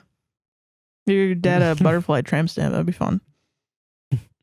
Matching tramp stamps with your dad. Do it. Dude, fuck yeah. All right. Yeah. Fucking my last story. Okay. Comes to us from Anonymous. Indeedly do. She, her. Okay. Am I the asshole? My friend has a boyfriend who I and our mutual friends have met. In the time I spent with him, I could tell how much he cares for and loves my friend. No. Meanwhile, my friend, who is in a committed relationship, is still talking to other guys and flirting with them at the bar. Oops. As someone who has been cheated on, I hate that my friend is doing this, especially since I have seen how much love he displays for her. No. Her boyfriend provides a lot of financial benefits to her life, and I think that it's really disrespectful of her to be using her boyfriend to meet that need and to talk to other people without him knowing. Yes, it is. This issue was brought up with another friend. I told her that I wanted to tell my friend's boyfriend that my friend was still talking to other guys behind his back. If I was the one being cheated on, I would want someone to tell me that. Yep. Long story short, word circled around back to my friend, and she's mad at me for wanting to tell her boyfriend about what she was doing. I never texted her boyfriend, and they ended up breaking up, but my friend is still mad at me. Am I the asshole for wanting to tell my friend's boyfriend that she was cheating? No. No, you have a shitty friend. Yeah, you have a shitty friend. Your friend is shitty. They were cheating on their boyfriend, and then they got mad at you because they got caught. Yeah. That's a very clear cut case. Open and shut case. Yeah, fucking clear cut fucking. Shocker that the cheater has a lack of responsibility for her actions. Yeah, how dare you try to hold me responsible? For my own actions. For my own actions. Oh no, the consequences of my actions. Oh God. Yeah, you're not the asshole, obviously. Yeah. You're not. No, simple, easy. Thank you, listener, for making it easy. Thanks for a fucking easy story. Thank you. You're awesome. I totally Gold star. Like, I mean, I feel like last week we were very like, why are you guys writing in about these easy stories? But I thought about it and I was like, well, it's really difficult in these situations when everyone is like, why would you do that? Yeah, I get it. Yeah. Listen, if you need validation, as long as we can tell that you're not the asshole, we'll tell you not the asshole. Don't worry. You know what this is? What is this? This is a fucking instance, all of these, where it's like, well, yeah, duh, you're not the asshole, are instances where the public are more concerned with not causing a conflict. And because you're quote unquote causing a conflict, you're the one that's the problem. You're being called the asshole, but in reality, no, you're just calling out bullshit. Yeah. And that's who you are. You're the bullshit callers. Yeah. You're the people that are the people that make society better. Yeah, it's always good to call bullshit, man. It is always. And you should have people in your corner. And if you don't, then come to us because we will be in your corner. Yeah, well, we're the bullshit killers. Run the Jewel starts playing. Okay. All right. Back at it like a crack at it. All right. Okay. All right. Fucking, what's our final story, Sarah? All right, this is from Anon, she, her. Anon? Anonymous. Oh, okay. Buckle up, because this is one hell of a story. Oh, okay. All right. Buckle up. Bold move, listener. Did they actually say it was a wild? All right. If it's not a wild story, I'm going to be real fucking upset. So, back in December 2021, my engagement ended. We had been together for over a year and engaged for only 2 months. It's funny. You can laugh. I was not going to laugh. That's not... I don't think that's funny. I was going to say the words, makes sense that it ended, I guess. But yeah, if it's a bad relationship. Yeah, if it didn't work out. Yeah. the first 8 months of our relationship has had to be the heaviest emotional damage I've ever experienced in my life. This dude gaslighted me, emotionally abused me, and went behind my back several times to his ex-girlfriend. Don't come for me. I believed I could see him through it. We don't do that. He's pump the brakes a little bit. Yeah, please. don't worry. It's okay. Yeah. Love does some messed up things to people, I'll tell you that much. Okay, yeah. Which eventually he had this sudden realization after I found out he had cheated on me that he needed to change. Of fucking course he did. No way. That's a surprise, yeah. He was torn to shreds over what he had done to me and wanted to make everything better. So me being the naive girl I was, I took him back due to the excitement of him finally wanting to get his shit together for me. No more begging for the bare minimum that I should have been given from the start. Listen, you fucking already know everything. You already know everything about this fucking situation. Yeah. Like, you're hitting it right. Yeah. Just know that we're not judging you for this. Yeah, we're not judging. All considered, boundaries needed to be put into place if this relationship was going to work. These boundaries were things such as not to hang out with another girl one-on-one. Understandably, this was to help me to not worry over what he was doing with another girl, as he had broken my trust with it multiple times before. All right. He agreed to this, and for the first 2 months after he cheated, he respected all of my boundaries and really made me feel loved. That's a 2 months, 1 day. Yeah, like literally. However, come by 4 months, things started to go downhill again. I was still struggling on a daily. I'd often have flashbacks of him cheating on me, and it would tear me down. He used to be so understanding and comforted me when this was affecting me, but after a few months, he was visibly becoming more and more frustrated with my healing process, treating it as though healing had a time limit. This sent me into a manic episode for months. He started pressuring me into, quote-unquote, moving on from him cheating. God damn, this guy sucks. What? Yeah, fuck him. He didn't want me to heal when I was ready to. He wanted me to heal when it suited him. Things got worse and worse over time. I wanted him to be able to have a life with his friends without me being worried every second he was out. And I know it's easy for someone to say, quote unquote, you should have left, but really when you're in love with someone, it's not that straightforward. I agree. No, yeah, I get it, yeah. I wanted to move past him cheating on me as much as he wanted me to stop crying about it.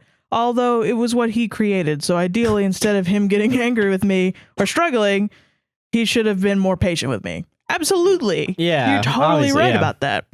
I saw him through for those 8 months for the way he treated me, but then when it came to me, it was as if, I can't believe this crazy bitch wants her boundaries respected. That's yeah. Yeah. That is how it feels. That's how it feels, obviously, yeah. These were the consequences of his actions. He said he would see me through it. Yeah. You fucking... Yeah. Girl, you fucking smart as hell. Yeah. So, as just mentioned, he started to disrespect my boundaries again, thinking because it had been months ago that he cheated, that he could do whatever he wanted again. Really, if you want to make something work with someone, you don't do that. No, yeah. Yeah. Inevitably, this relationship ended. I was on my final straw when he had told me he was going to be sleeping around at a female friend's house, just them two alone. I told him I was not comfortable with this, but I was more than happy for them to hang out during the day if it meant him not staying the night at hers. That's reasonable. No, yeah, it's obviously, yeah. Like, yeah. Especially, yeah, he fucked around. Like, yeah. Yeah, he's lost the trust. He lost that trust, yeah. So even doing like a daytime thing is like, a pretty reasonable compromise, yeah. You're like, even like giving him... You want... Like, yeah. Yeah, if you... Because like they can still fuck during the day. I mean, yeah, but like... If they wanted to fuck, they would fuck. They would figure out a way to fuck. They would figure it out. But then it's not as easy as like staying the night. Yeah, exactly. For whatever reason, he had become so cocky and insistent that I was in the wrong for not being quite over what he put me through and that he could do whatever he wanted and my feelings didn't come into it. My boundaries started being described as quote unquote manipulation. That's my favorite. I'm not manipulating. You're manipulating. Actually, listen, what it is. You not letting me go smash puss is a real big manipulation tactic. Can't believe you would do that. Can't believe you do that to me. He's fucking terrible. Yeah. I figured out his friends who had never experienced our relationship were giving him uneducated advice and opinions on me and our relationship. You don't ever trust a guy's friends to be like on your side. Yeah, honestly. 9 times out of 10, they're always like, nah, bro, just go fuck another chick, you know? The bro council decided so. Every once in a while, there's like a good guy. But like, That guy is Come on. overwhelmed by the. They're gonna have your puss hound, buddies dude. fucking back. Yeah. It doesn't Yeah. matter. It fucking sucks, but that's that's the culture. He became so full of it all. I snapped when he told me he was still going to sleep at hers no matter how it affected me. That's great. That's a good thing that you should do as a. Yeah, that's a cool I thing don't to do care how as a you feel. I boyfriend don't care how you feel. I just want to sleep over. at this random She has chick's a really house. comfy bed, guys. I would be like, you're gonna That's sleep a in her purple. It's a bed. purple mattress. Those suck. People have said that they fucking suck. They come with like dust in them. Have you Yeah. seen that? I think I might have, but Anyway. yeah. I think he knew I would have this reaction. He needed just that one thing that would break me to paint me into such a crazy manipulative bitch, quote unquote. And in such a coincidence, the relationship ended just a few days after that incident. I know I should have left him from the start, but was I wrong for the way I was throughout that relationship? No. No, I think you were absolutely. Yeah, you're absolutely. Yeah. I don't even blame you for being in that relationship for that long. He manipulated you. Yeah, he literally manipulated you. Yeah. So, dude, he did. He just did it so poorly at the end that you did it realized you really should break up poorly, with yeah. him. It's real hard to give away all the manipulation cards, but I think one of the biggest takeaways is like, oh, actually, you're manipulating me. That's really is. That's yeah. a pretty like, you just revealed you had shit cards and you bet it all on fucking. Yeah, you're really just going for broke at that point. So it's like fucking.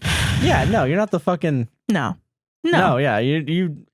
Not at all throughout yeah. this entire thing. In fact, you were very charitable to him, which Yeah, I you're think being- is respectable. Yeah, I definitely get it, because no one wants to be the person that completely like. No reasonable person, I think, wants to ever be like the totally like fuck this person Yeah. or fucking, like, I mean. And he probably did want to break up and just wanted to self-sabotage and do it in a way. And honestly, if you guys broke up at any point within this relationship, he would have painted you like a crazy bitch. Oh yeah, no matter what, because yeah. he's a misogynist. Yeah. That's just what he's gonna do. He's just gonna, he's gonna fucking. And there's no point in worrying about. I know you probably don't, because you seem like you have a good head on your shoulders throughout the entire post. Yeah, But like, there's no point in worrying about what a fucking narcissist thinks about you. Yeah, because Yeah. like, yeah, no, fucking narcissist is gonna narcissist.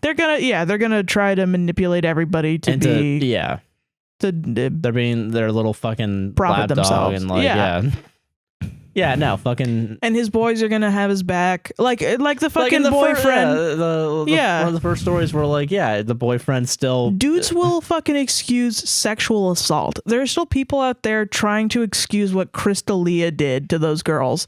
Like, there are people still existing that People like, excuse Joe Rogan, fucking Crystalia, Louis C.K. Yeah. All of these people, they exist, and 9 times out of 10, they're your boyfriend's friends. Yeah, so Yeah, no. So I mean, don't care about what they think or what. Oh, yeah, because they're just again, the bro council fucking is the worst. Like, yeah, just fuck it. Fucking move on from it, and I mean, try as hard as you can to move on, because it sounds like you did a lot of damage. yeah, it does, and I'm sorry. I'm so sorry. Fucking, Yeah, Jesus. you just realized that you dodged a fucking bullet. Dodged a big bullet. God Fucking damn. a bomb. You dodged a bomb, dude. Yeah, dude. Christ. Fuck. But you also know your worth. Yeah, you know your worth, and that's good. Yeah. Like, yeah, fucking, as long as you know what you're worth, you're gonna be able to, Yeah. What now? Once you meet a guy who's gonna treat you right, you're gonna absolutely recognize it and keep him. Yeah, 100%. And yeah, that'll happen for you. He's out there. Yeah, you'll find him. And that's the last story. That's the last story. We did it. Solved them all. Solved them all. Solved them all. We're fucking pros, baby. Hell yeah. 3-hour-long podcast, maybe. I don't know. We've been recording for about 3.5 hours. Fuck And yeah. we still have to do the Wordle. Now we still gotta do the Wordle. So we gotta fucking wrap this shit up. Sarah, what did we learn today? Don't judge people that have been in relationships that seem obviously toxic from the beginning. Honestly, because they've just been manipulated. Yeah. They are victims. I get that. Treat them with respect and empathy. Yeah. That's it. You can follow me on Twitter at SQUINTON271. That's SQUINTON271. I'm Joshua Chinland on Twitter, YouTube, Instagram's a guy nicknamed JC. Twitch is a guy nicknamed JC. Actually, my Instagram's probably Joshua Channel. Fucking who cares about Instagram? I don't know why I mentioned that one. Fucking APWSTR on Twitter, on YouTube, on fucking everywhere pretty much. Yeah, pretty much everywhere. Podcast will save this on Facebook and on Instagram. APWSTR on Patreon. Buy me a coffee. Our merch is in the bio. Fucking follow us, like us, share, comment, subscribe. Do all the things. Do everything. Do it. Post it on your Twitter pages. Post it on your Twitter pages. And fucking epic. Yeah. Do I do anything else? Oh, I Twitch a guy nicknamed JC. Did I say that? I think you did. A guy nicknamed JC? Yeah. Go check it out. Do it. Prime sub. Prime sub. Or support us in the podcast. Let us know if you're interested in me doing live streams on YouTube now that we're monetized on YouTube. Oh yeah, true. We can do that too. We can do live streams and Fuck. we can, and I'll even, if you want to see editing streams, let me know. There's so many things. We can do a lot of things now with YouTube. Yeah. That's our show though. We gotta do a Wordle. Hey, we gotta go do the Wordle. So bye. Bye. Bye.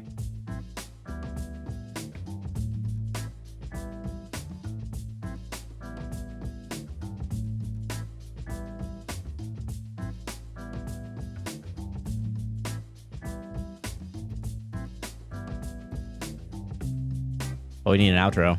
Fuck. I'm tired as shit. Yeah, man. That really took a lot out of me that time. I think it's almost 2. My God. I think it is. It has Yeah, to be 2. it's Yeah, 2:08. 2:08, and we haven't. Holy fucking shit. hell, dude. Jesus Whew. Christ. Well, Do we do these on the weekends? And then wait 4 days to release it? But then I feel like it's not that timely. is this the whole outro? Yeah. This is the outro. I was talking about the podcast, yeah. Just us doing Inside Baseball? Yeah. Is Inside Baseball about the industry of baseball, or if you cut open a baseball? I'm going to be honest with you, Sarah. I think you've made literally that joke on this podcast. Because that sounds so familiar. I don't know if it was on this podcast. It might have just been in real or it life, might have because been I in real wonder life. about it all the time. But I'm going to tell you this right now. It's definitely both at the same time. You open up the baseball and then you see the industry. What's inside of a baseball? Isn't it like a bunch of foam or some shit? I It's like a think weird so. rubber fucking I thing. think it's guts. I think it's like a bunch of guts. It's a bunch of guts, like just fucking intestines and hearts and viscera. Like it's a living creature. All right, I Like can't talk it's anymore. one of those fucking rocks that looks like a rock, but it isn't. It's got guts inside. Like a fucking Lovecraftian horror It's just creature. Cake. It's cake. You cut it It's open. cake, dude. You cut it open. Dude, you it's got cake. tricked into this cake. It was cake the whole How time. delirious are you? Are you gonna be good for the Wordle? This is gonna be a fun Wordle. Oh shit. Bye. Bye.